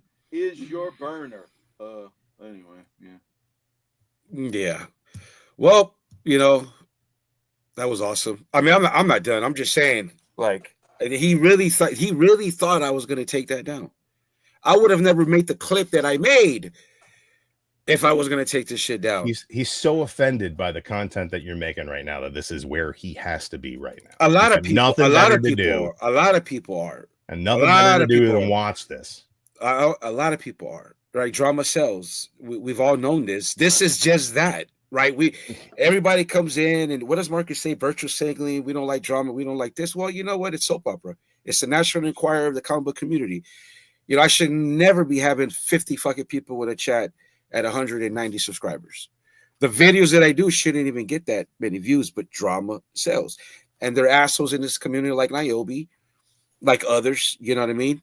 They so much want for attention. They're so fucking fake, but they're desperate for attention so bad, you know what I mean, that they fucking go out and buy views, you know what I mean? Or they roast the whole community. And then when somebody goes after them, they got nothing to fucking say. Nothing to say. Zero. You know what I mean? And Marcus brought up a good point. Like, their arguments, they're not principles. It's a means to an end, meaning all they do is they're just going to complain, bitch, and moan, but they're never going to be able to have a good home. They're just going to be complainers and damn self-explainers, because that's all they're going to have. And what they have ain't much, because all they have is a bunch of dog poop. Yeah. What was it? See, I don't know the gentleman that came in to. I remember where it was that said that. Oh, Niobe already cleared that, right? That at whatever the Antarctic made him apologize, or whatever that shit's called. The publisher he was writing Niobe for, the Jim and the Holographs ripoff. Yeah. Something about Antarctic Press made him apologize.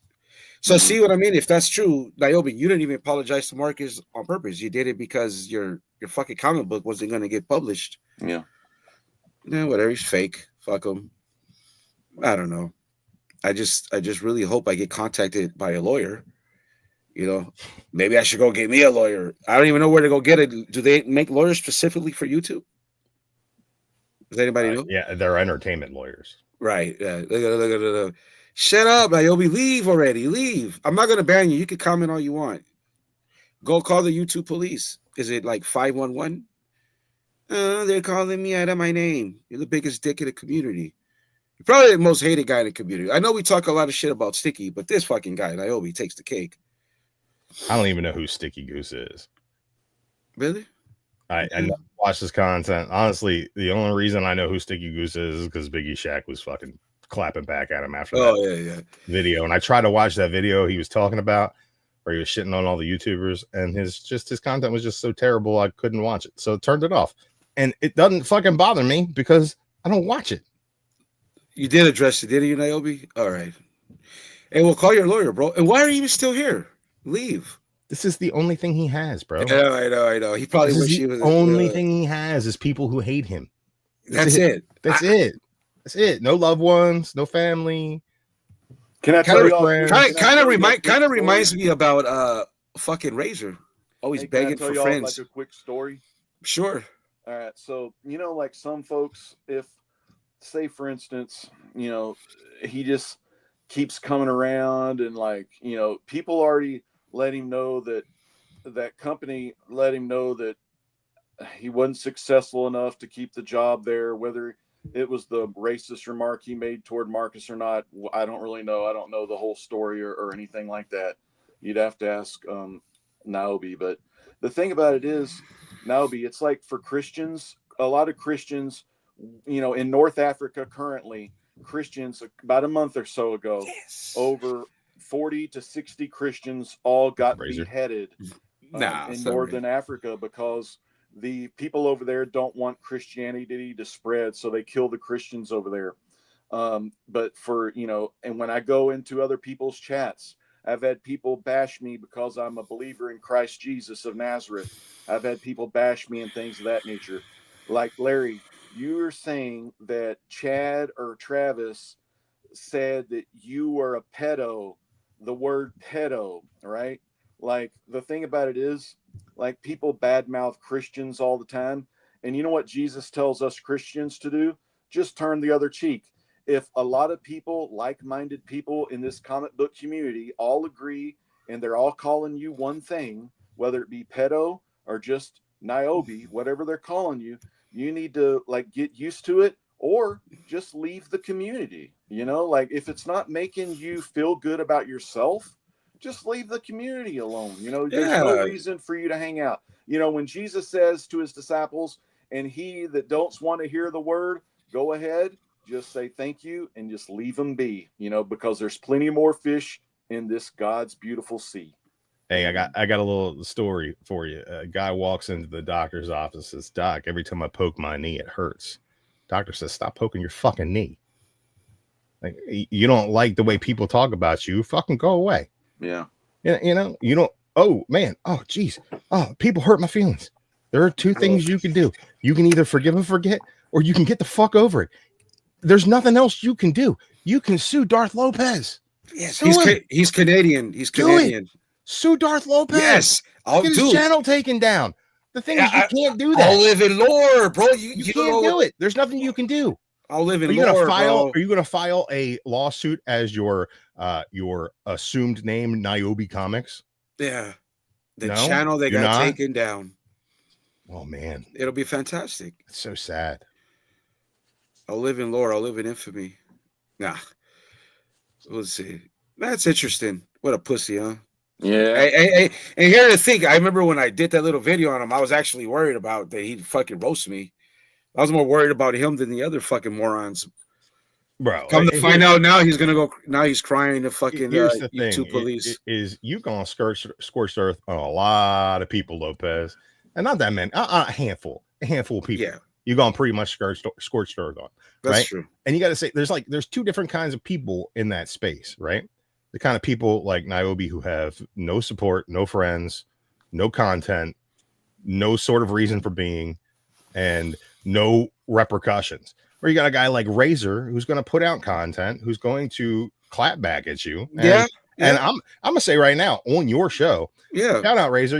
I like your streams. I show up, I watch your shit, I comment on your shit. I like your side of the drama bullshit just as much as I like Darth Lopez's side of the drama bullshit. I'm not here to take sides on that kind of stuff, because you have what I would call a presence in this community. You have friends in this community. You have people you interact with in this community. You're a part of this community. That's true. Some people just fucking aren't. Yeah, Niobe. And it's because they've driven a wedge between themselves and this community over the course of years. It's not because they showed up one day and said one thing and, oh, now nobody likes me because I said one thing. No, dude, it's your interaction with people over the course of time.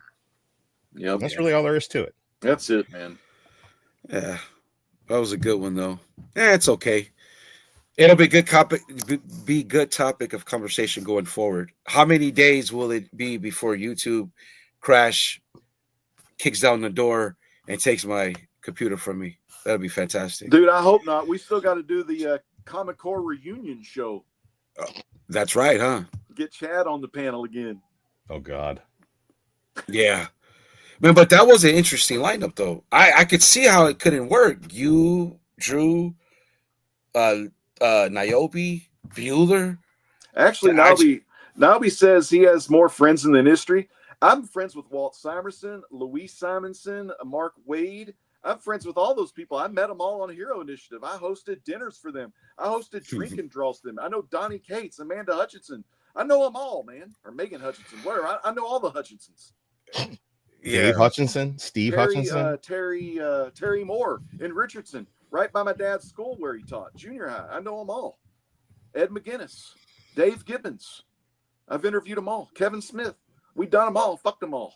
Let's go. I'm not going to sit here and drop names on the people that I know in the comic book industry. That's just stupid.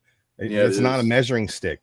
You meet people at cons and you think that they're your friends, Niobe. That's not how the world works. How many of these people do you call when you need something? Or how many of these people call you when they need something? How many of these people you interact with on a daily basis? How many of these people do you know the names of their children? The answer is fucking zero, bro. There's the only one zero. Well, that's you need to know, Larry. That one person you need to know, his name is Jesus Christ of Nazareth. And until you accept him, you're always going to be a zero. Yeah, there's my lawyer right there. There he is right there. Well, I'm just playing. That's my jailhouse lawyer. Me and him know something too about houses getting raided, but that'd be awesome, huh? Like, and maybe they, that could raid YouTube police coming in. Your channel has been taken from you, Darth. Niobe Comics. Just remember what you said about Rez Reed's, the silverback gorilla comment.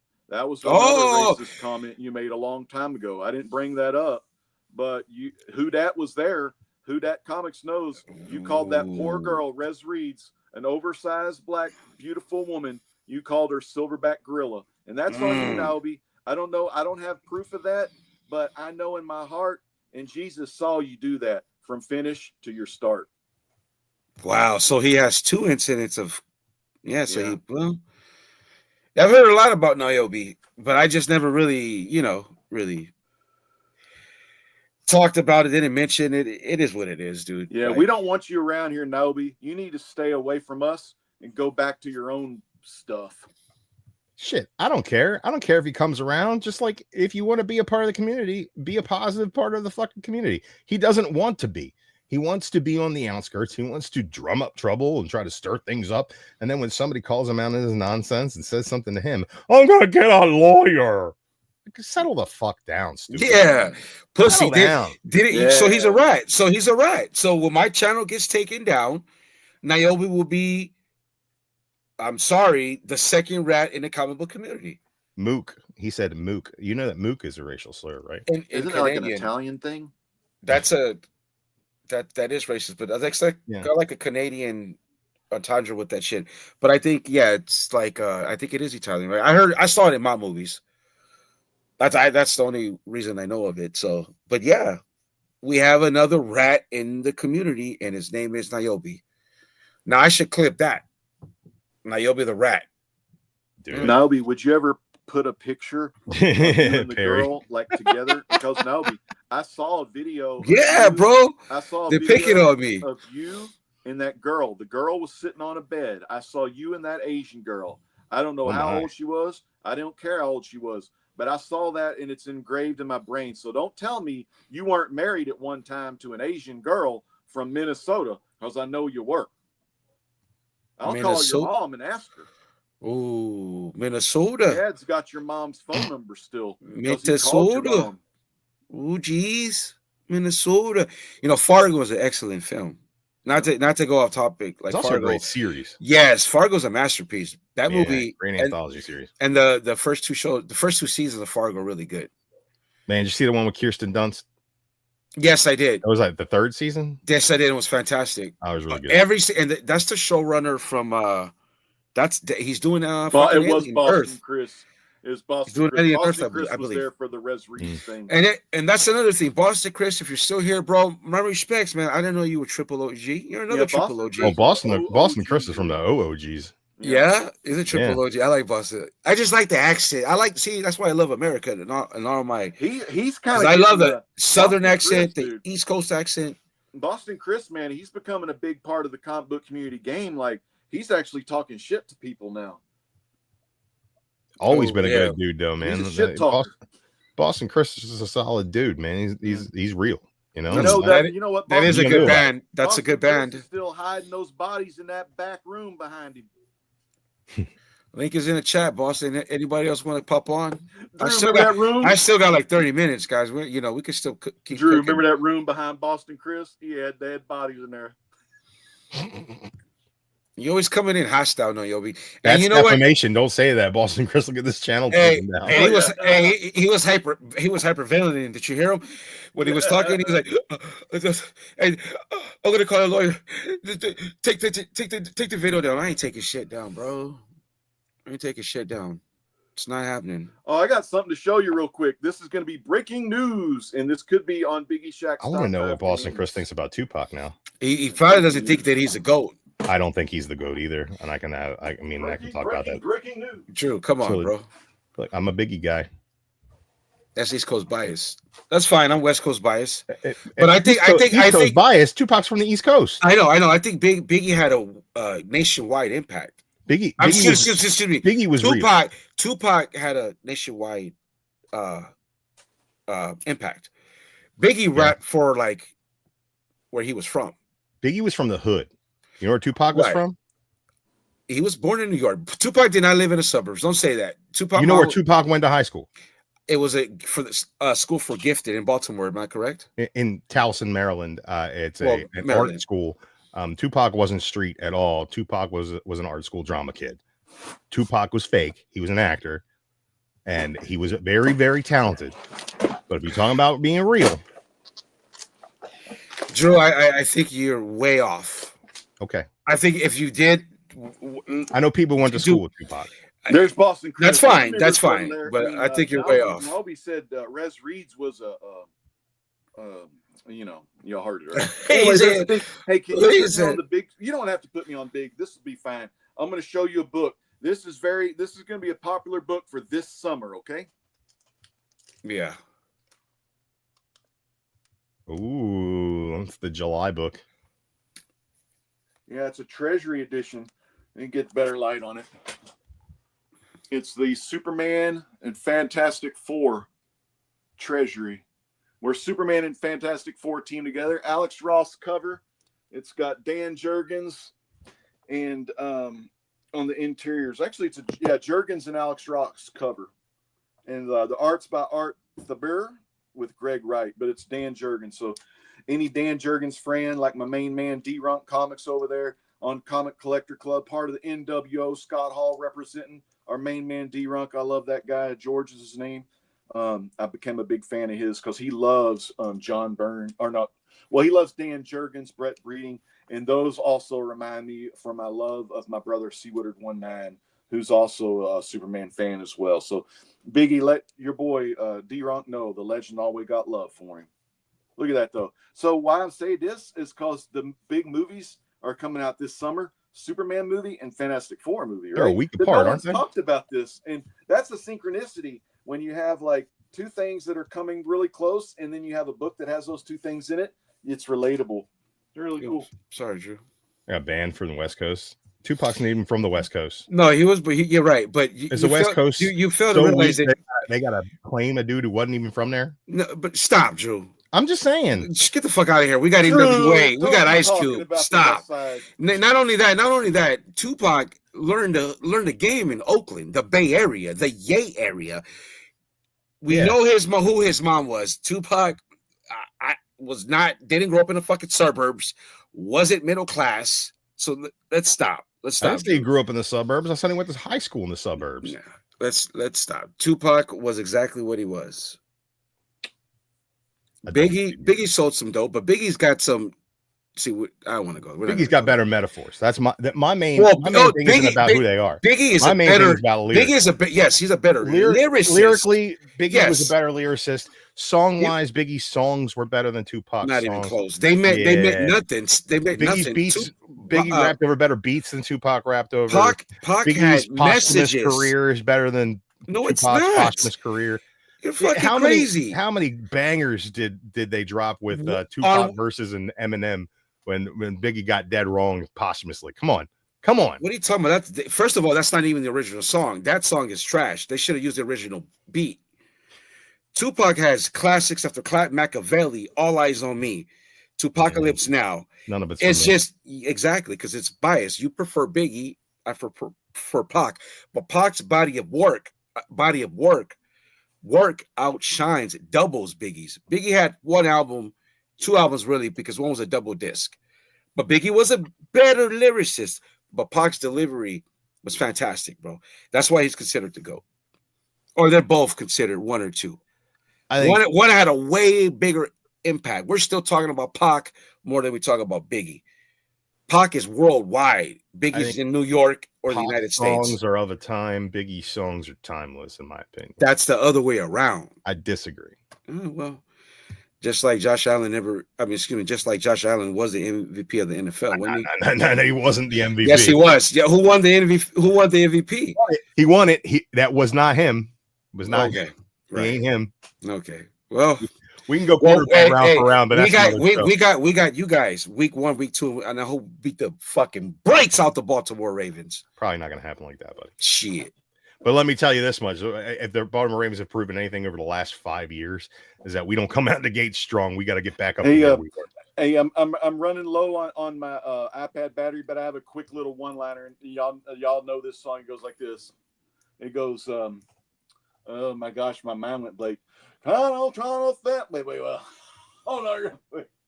Try to find my way out of here, said the Joker to the thief. Too much confusion. Bob Dylan? Can't get no relief.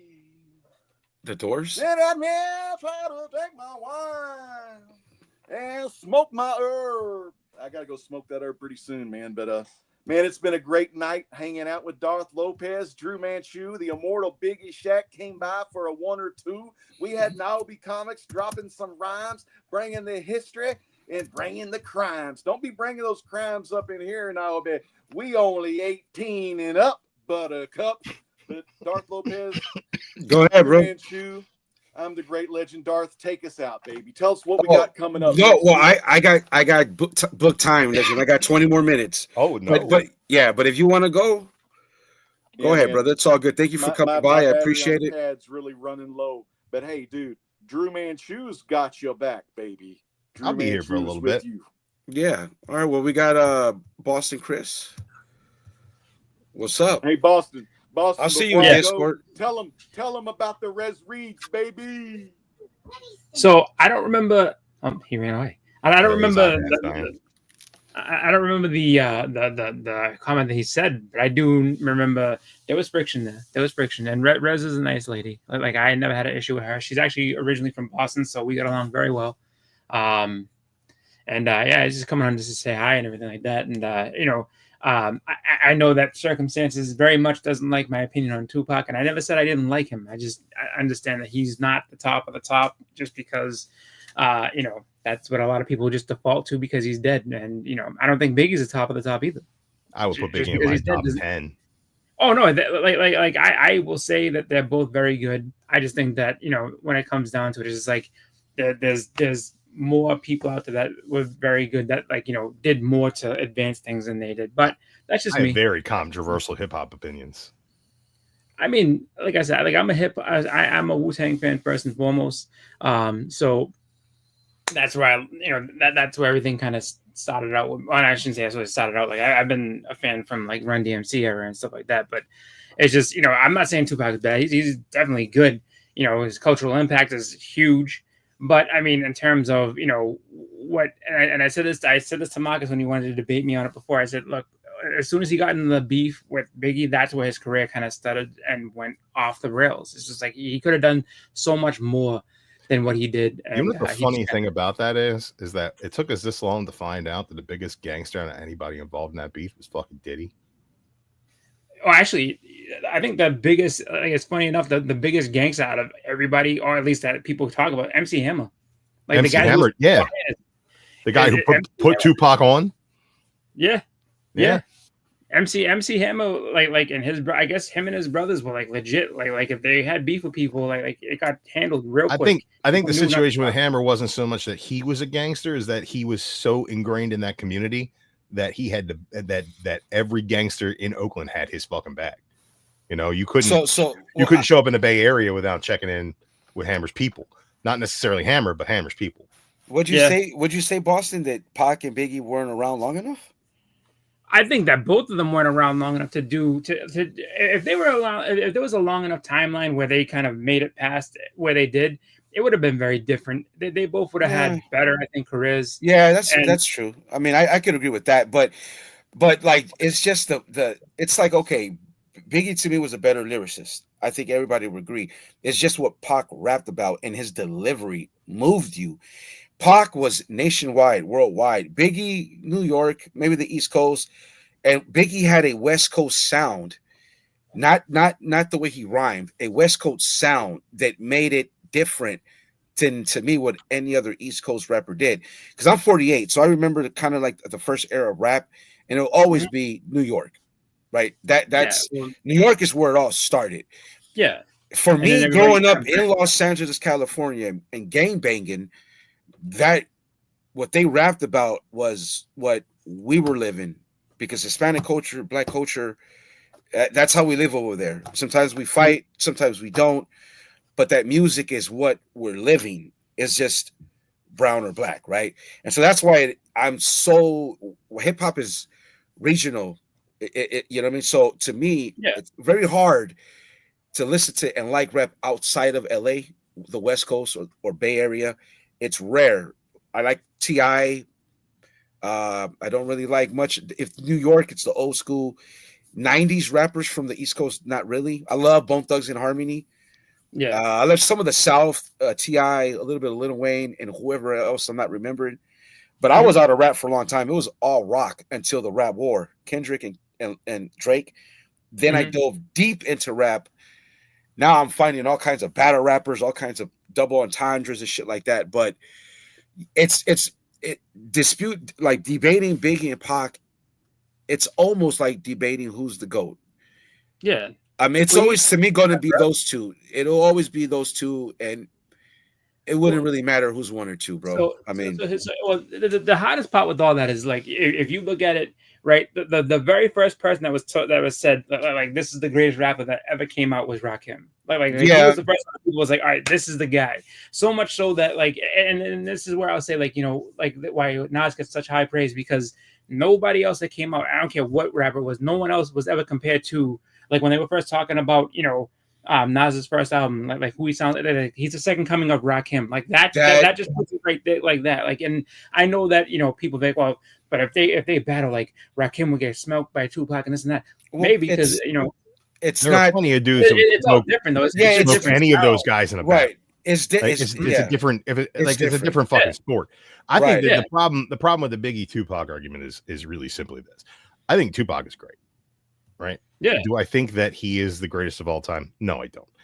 That is a matter of opinion. It's art. It's subjective. So if we're looking at measurable metrics to say who the greatest rapper of all time is, based on concert tickets sold, merchandise sold, albums sold, it's not even fucking close, bro. Who do you think it is? Yeah, I think it's that's Drake. It's not, dude. It's Eminem, and it's not even remotely close. Okay. So it's not now, even like okay. And that comes with a couple different things. It comes with Eminem's top five. It comes with crossover appeal. It comes with being part of the album sales generation and also a part of the streaming generation. It comes with longevity and it comes with intense intelligence with marketability, right? Oh yeah. So does that mean that he lyrically is the best of all time? I think he's up there. He's up there. Does that mean that like with songs he's the best of all time? I don't think the dude wrote a good song in 15 years. But like as far as like a banger, like he's definitely put out good verses and he's definitely put out great features and he's definitely had great lines and great bars all over the fucking place. The craziest thing with him, is he the greatest of all time? You look at the time. So not even Lose Yourself. Like, Lose Yourself, I put that to the side, right? If you look at 8 Mile, like just what he did there, and I remember like I bought his first, like I liked him in the beginning, and then he started doing like more of the clown stuff. I was like, I can't deal with this. The second he started with auto-tune singing stuff, I was out. But then you have him in 8 Mile, and he's back, and he just can't. I remember saying, I was like, this dude, he's so like, why doesn't he just put this on albums and I get it, like if you're that good, like you can put out anything that's gonna sell. But I mean, and the thing I say too, like you said before, like if Tupac and Biggie were around now, I mean, they absolutely would have crazy big streams and all the rest of it, just because like they would, you know, like for them to cross over so much. So it's just like it is that subjective argument of like, you know, who do you think is the best? I will give you this much though. I don't think that, and Darth, go off after this, but I think that the problem with the Biggie and Tupac argument is they get lumped together because they beefed with each other and they both fucking died. I think that as far as like a 1-2 punch, I don't think that either one of them was that much better than the other. And I don't think that, but I also think of all the rappers that were hot during that time selling records at that level who fell off. Biggie and Tupac never got the chance to fall off. Right. That's so true. like right. Biggie could be like, if Tupac was alive today, he could be doing state fairs, man. Like, you know, it's he was way too talented. There's no way of telling whether or not he would have remained relevant. There are a lot of talented rappers out there who had trouble remaining relevant. But Drew, he was like, 2 of his acting roles were pretty fucking good. The dude had talent. Like the guy who said he did ballet and theater. That's fine. He was an actor. Right? He was an actor. His greatest role of all time was Thug Life Tupac. And that's fine. You think that see, that's the stereotype. That's what you're hearing in the media. I don't know if you really researched the dude's life. Do you not know that he shot 2 undercover police officers making bad decisions? Lots of people. But that's okay. if he was an Was he actor. arrested for that? Hold on. Yes, he was. Yes, he was. He The died charges in prison because he was serving time for you know why? first-degree You know murder? why? You know why the charges were dropped? Because the cops had guns. They had the serial number scraped off. They were crooked cops. The dude had some lore. Yeah, it was gang-related activity. So that's fine. That's fine. Sure. I'm just saying his lore was valid. So for you to say that he was living a certain life that what he was rapping, not true. But that's fine. That's your opinion. But his catalog of music is like double that of Biggie. I'm just saying. Yeah, sure. I'm not saying that. And like hits after hits after hits, whatever, I don't know, double platinum. Crack my top 25 and rappers of all time. That's just the because most I don't connect with ridiculous his songs. His songs don't hit me, right? And Biggie does. That's a me. And Biggie does. So Biggie does because Biggie's, you connect to selling fucking crack? No, I connect to wordplay. I connect to metaphors. Okay. Whereas Tupac was very literal. Yeah. And Biggie was very illustrative or illustrative. Yes, I know what you mean. I So could agree with that. I could agree with that in gonna rap. paint me a picture, right, with his words, whereas Tupac's just going to tell me what happened, and that's fine. I think it's a very different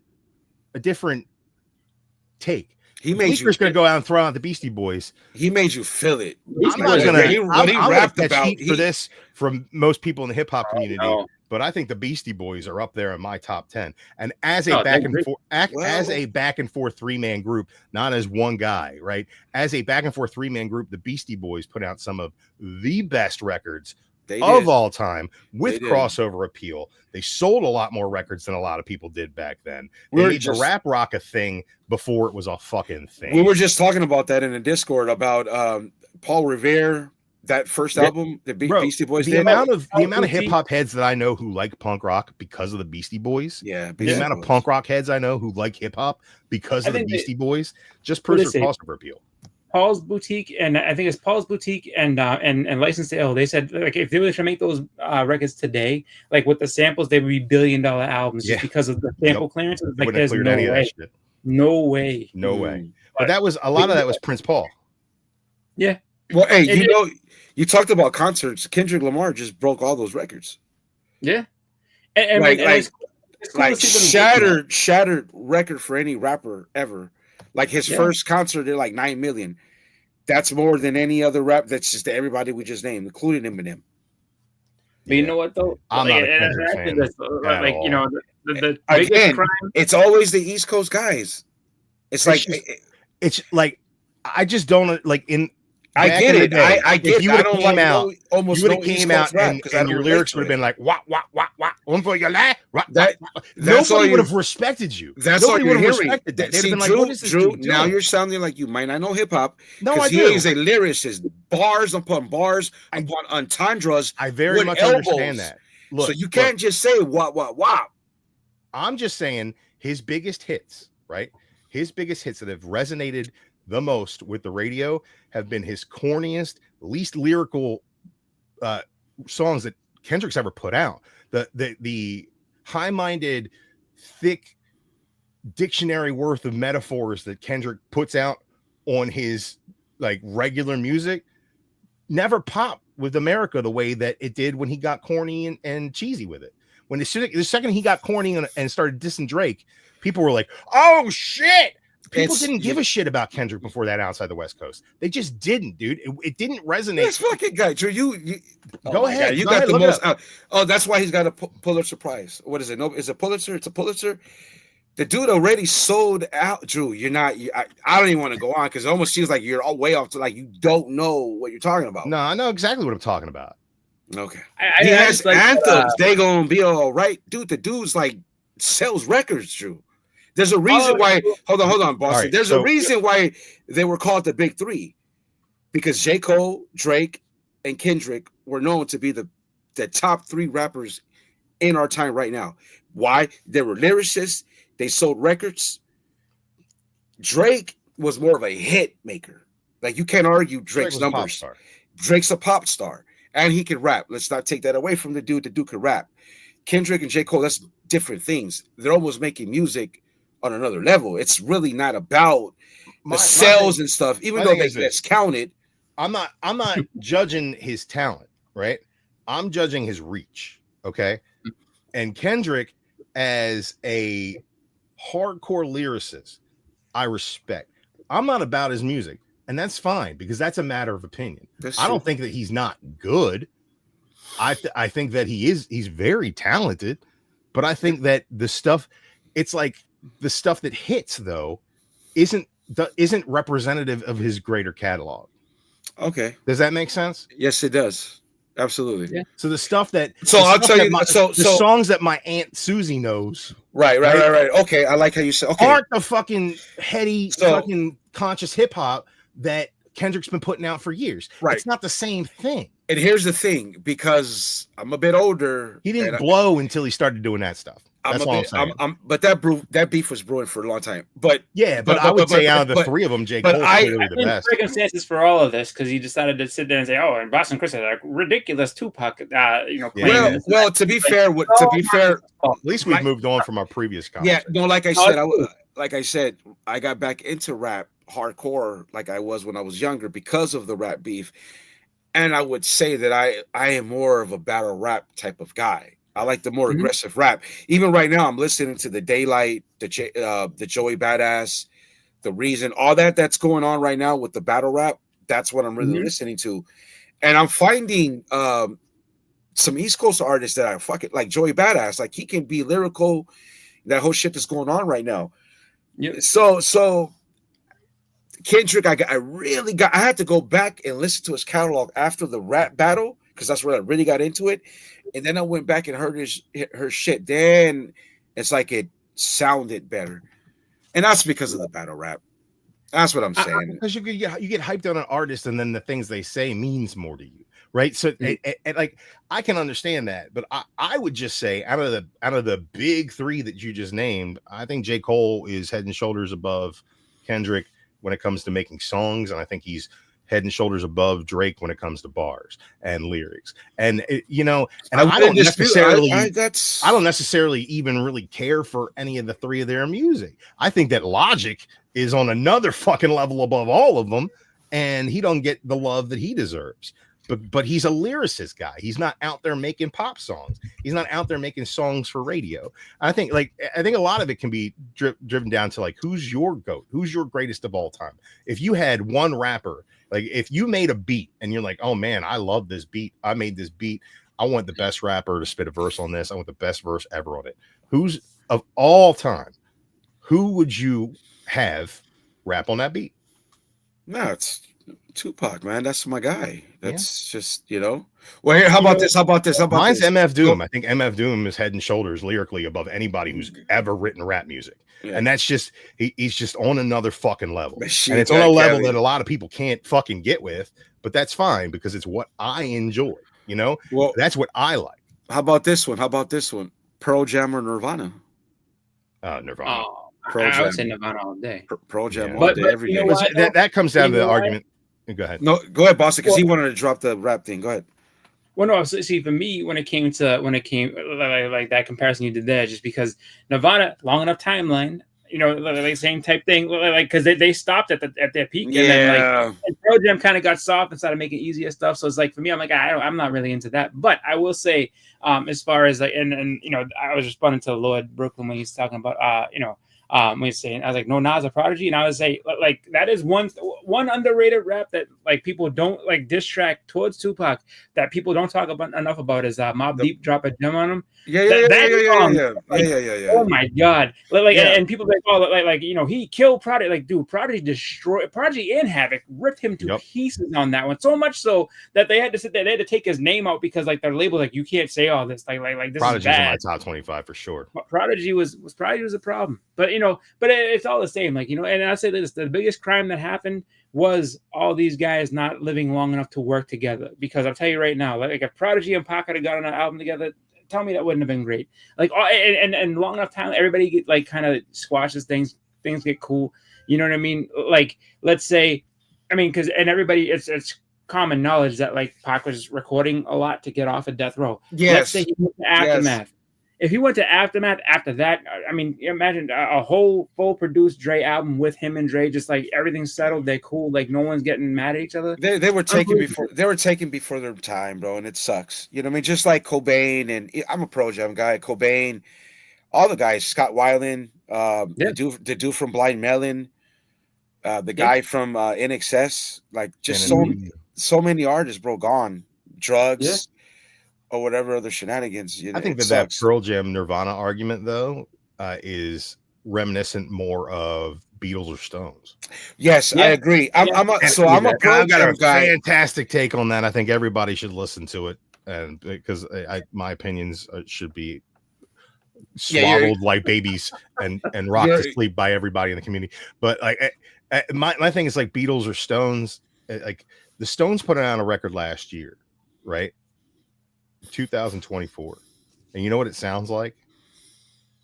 It sounds like the Rolling fucking Stones, right? If the Beatles were all alive and together right now, they may be making some sort of transcendental EDM music, because they were on the forefront of what was happening in music. Every time they released something, it was so fucking different from the last thing they did that, like, I mean, they'd be making music with the intent of like taking over the internet, right? They would have everybody on their record, right? It's like they were on a whole nother level. So it was like, I think the Beatles or Stones argument falls apart after a certain date, because the Stones kept being the Stones. See, and the Beatles were always fucking something different. And I think that's a very different way to approach your craft. And I think it's a very different way to approach your audience and cultivate an audience, because the Beatles were all about, broadening their horizons, where the Stones were all about consistency. I'm just not a Beatle guy. When it comes to classic rock, CCR is my classic rock. Right. Then Zeppelin. I wouldn't have expected that. Then I love CCR, bro. Susie Q. I love CCR. CCR. Then it's Zeppelin. All right. Then it's Pink Floyd. But my Pro Jam is that's my shit. That's my shit. That's my number one. Pro Jam, Radiohead, Tool. Those are my favorite three bands. Okay. Like Radiohead. Now you want to talk about Radiohead have two albums and multiple top lists of greatest critically acclaimed. I forgot what the lists are called. Yeah, but that's how good people. Bleeker asked if any of these people have a pro wrestling promotion. ICP does. Billy Corgan does. I can't stand the Smashing Pumpkins own the National Wrestling Alliance. I can't. That's the craziest shit I ever heard in my life. I don't like Smashing Pumpkins. I don't like Nine Inch Nails. Dude, I'm not a big. I would really suggest that you take an opportunity to approach Nine Inch Nails in a different way than you have before, because Trent Reznor is one of the greatest producers in the history of rock and industrial music. And I think that if you listen to those albums with a more open mind, then I think that you would find something to appreciate. He's such a douchebag. He's one of those artists that, right? I don't know. You can tell there's humility in a lot of the people that we named, but that fucking guy, he's like Niobe. He thinks he fucking invented anything, everything. I don't like Foo Fighters. I can't stand Dave Grohl, bro. He's like fucking annoying. He wants to be whatever his fucking name is. He wants to be like this time Paul McCartney. Dave Grohl is one of the most prolific songwriters in the history of music, which means he's released more music than anybody. But his catalog is clearly quantity over quality. He's got to put out an album regardless of whether it's good or not. I just heard he's got so many good songs that he's got just so many trash songs that muddy the waters. In the Whisper Cell, they were saying that he stole his shit. That he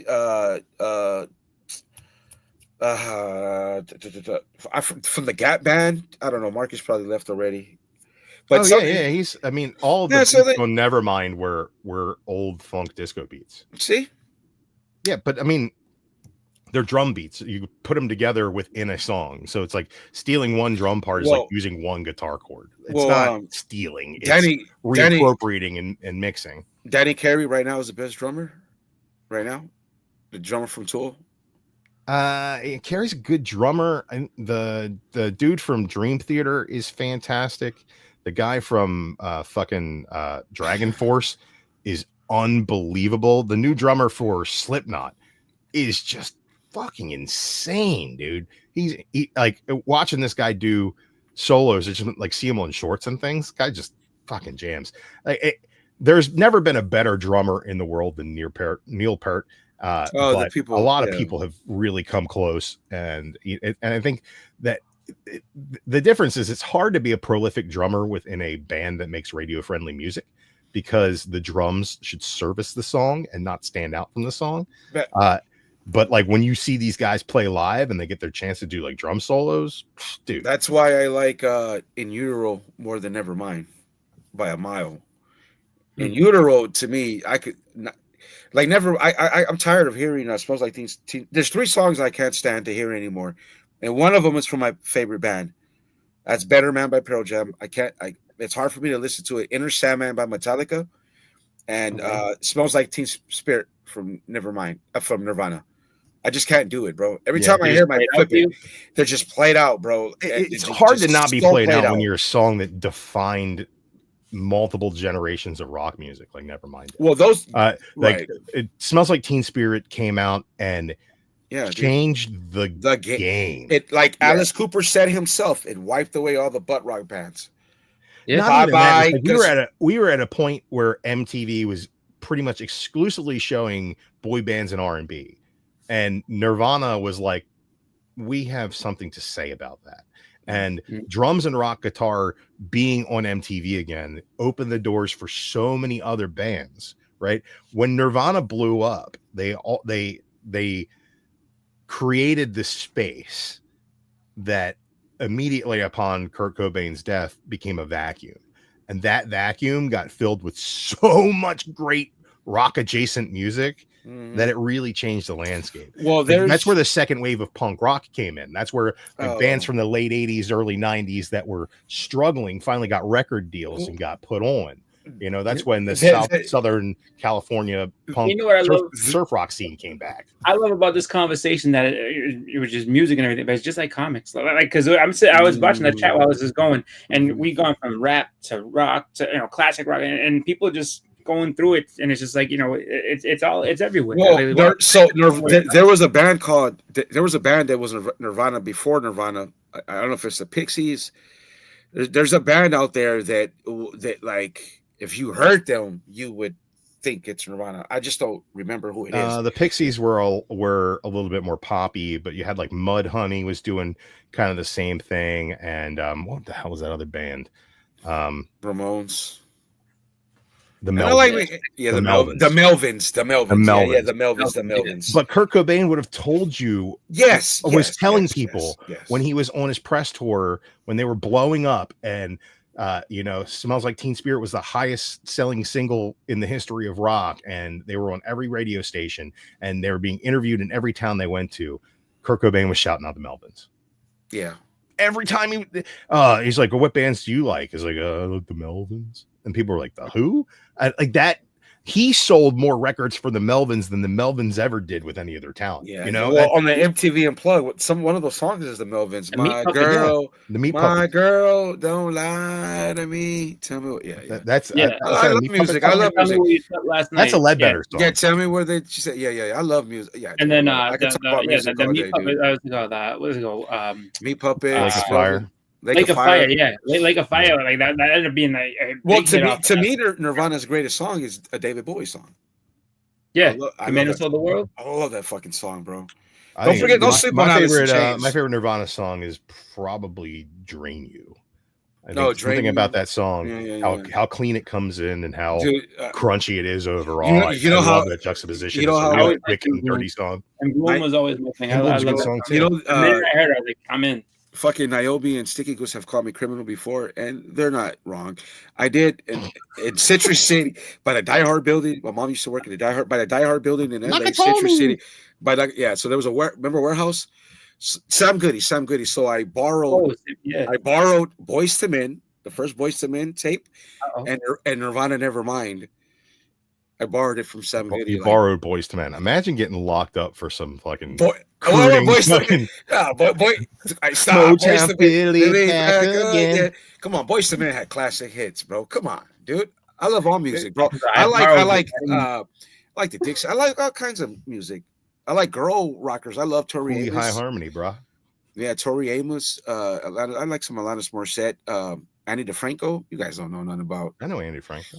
Okay, I don't. I'll be honest. You would, Drew, because you're a Carol Danvers. You know what I like, honestly, and it might sound stupid, but I what's it called? The band Hot. I love Hot. Hot is one of the Hardest. one of my favorites. Hey, I love don't sleep on Garbage first album, bro. Yes. Oh my God, Garbage. Garbage first album is Only Happy great. When It That's Rains? because Butch Fucking Vig, fire, bro. That's like a Butch 9, Vig, dude. It's like a 9 out of. I don't skip a song, bro. The guitar player skip a song. for Garbage, Butch Vig, produced every fucking grunge album that you love. He produced all of it, like fucking Nirvana, Pearl Jam, Soundgarden, fucking what's Lane Staley, fucking Alice in Chains. Alice in Chains, rest in Butch peace. Vig, Yeah. the Melvins. He produced them. Like Butch Vig produced everybody that was coming out of that sound, and then finally was like, you know what? I'm going to put out my own record. How am I going to get it to sell? Let's get Shirley Manson to look hot as hell, and she can sing these songs. It's like, is Shirley Manson a great singer? I would say no, but she's serviceable enough that she can sing rock music and look hot as fucking hell doing it and sell those records. And damn, were they good? Yeah, they're not gonna hit. They're not gonna hit the like button. Half the people viewing are like haters. You know what are they gonna do? Yeah, they don't matter. It don't matter. But I'm all right. I got a few more minutes. How about this? Let's get early football predictions. The Buffalo Bills are going to. The Bills are going to win the Super Bowl. Okay, I don't know. Drew, I'm sure you're going with Baltimore winning the Super Bowl. I don't know yet. They haven't played a snap of football. I'm really I think that my issue with the NFL is that there are so many moving parts in the offseason now, and that none of the fucking stars play in the preseason. So until week 1, you really don't know what's going on. Like my biggest issue going into like football this season is like, who do I bet on before week 3? Because there's no sample size on any of these teams. And some of these guys have taken like really wild swings so far. I think that the only sure thing in the NFL this year is that the Pittsburgh Steelers are going to be hot fucking garbage. I mean, the Patriots haven't made really any moves at all. All those moving parts, the Patriots didn't make a move on any of them. So it's going to be a rough year again. It's all right. It is. I think I've been thinking about this a lot. I want Indy. I feel that Indiana could win, but I think the Knicks home court will hold. I don't know. Like, I'm going to say this, and this is not any kind of jealousy thing, but two of the first 2 games, we absolutely just collapsed. And it's just like, so there's 2 wins that they shouldn't have got. And it's just like, I think that the Knicks played the best basketball they could in that series, even though they, were gifted 2 games out of it. So I'm not saying Indy's better. I'm not saying that Indy will beat them specifically, but I have a feeling that they're not going to make, like, if they get to the finals, they're not going to win. And I'll say this, right. I'll say this much. If for nothing else, right, I would love to see the Knicks win for only one reason only, because homegrown Boston bred Patrick Ewing, he's from Cambridge, Massachusetts, so I would love to see him get honored as the honorary champion, see his team finally win one. It would be nice if I have no I don't like I don't like the Celtics, obviously Laker fan, but the Knicks don't bother me, and to see them get a chip, and how many years has it been? Since the 70s. I wasn't since the 70s, so it would be nice, and it's good to see New York, the Garden be on prime time. So it's like a I don't want to call it sympathy. It's like kind of like a Cinderella story, whatever story. Cinderella. Like I'm not mad about it. Like this. And the thing is like this. Like we won last year, so it's just like it was disappointing to see them lose. But I mean, it was more disappointing to see Tatum get hurt. You got a chip, and you guys got one more than the Lakers. So good. But all right, guys, I like the fact that with the NBA playoffs they actually start playing defense again. Like they're that's when basketball gets real big. There ain't no defense in the regular NBA season. That's crazy. When basketball and baseball is at its best in playoff time. Like the hockey whole too, man. Yeah, the whole season in baseball and basketball was like, fuck, come on. It's not like football. It's long. It's very long. It's just like Jesus fucking Christ, 162 games. It doesn't I get like, good till I like what September. Benny C said in the chat though about the Commanders. Hey, they made some What moves. a young, hungry, made some talented moves. team, and they've done nothing in the offseason but get better. I think their Mhm. biggest challenge is the fact that they're sitting in the same They division made as some the moves, Eagles, man. and the Eagles are clearly the kings of the NFC. Yeah. Nobody else comes close to them right now in the Yeah. NFC. It's kind of crazy. The NFC's got a lot of great teams at that like second tier level. Yeah. Whereas the AFC has got that cluster of teams who are at the top. I would say Yeah. Ravens, Bills, Chiefs, and Ravens, Bills, Chiefs. That's pretty much. All right, guys. much the league. I'm gonna cut it short. Thank you guys for coming on. I think. Well, I am on countdown. It is 8:14 Central Standard Time. Niobe will tell on me in 2 days. I'm not Can't taking wait.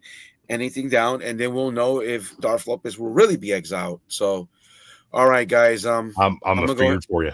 Yeah, I'm gonna go ahead and cut it short. I got to get upstairs to the family. So thanks everybody for stopping by. Thank you, Drew, all the guests, Boston Legend, fuck you, Niobe, Biggie. Thank you, Who Dat. Thank you, guys. This could be the last one, so it is what it is. Thank you, and we're out.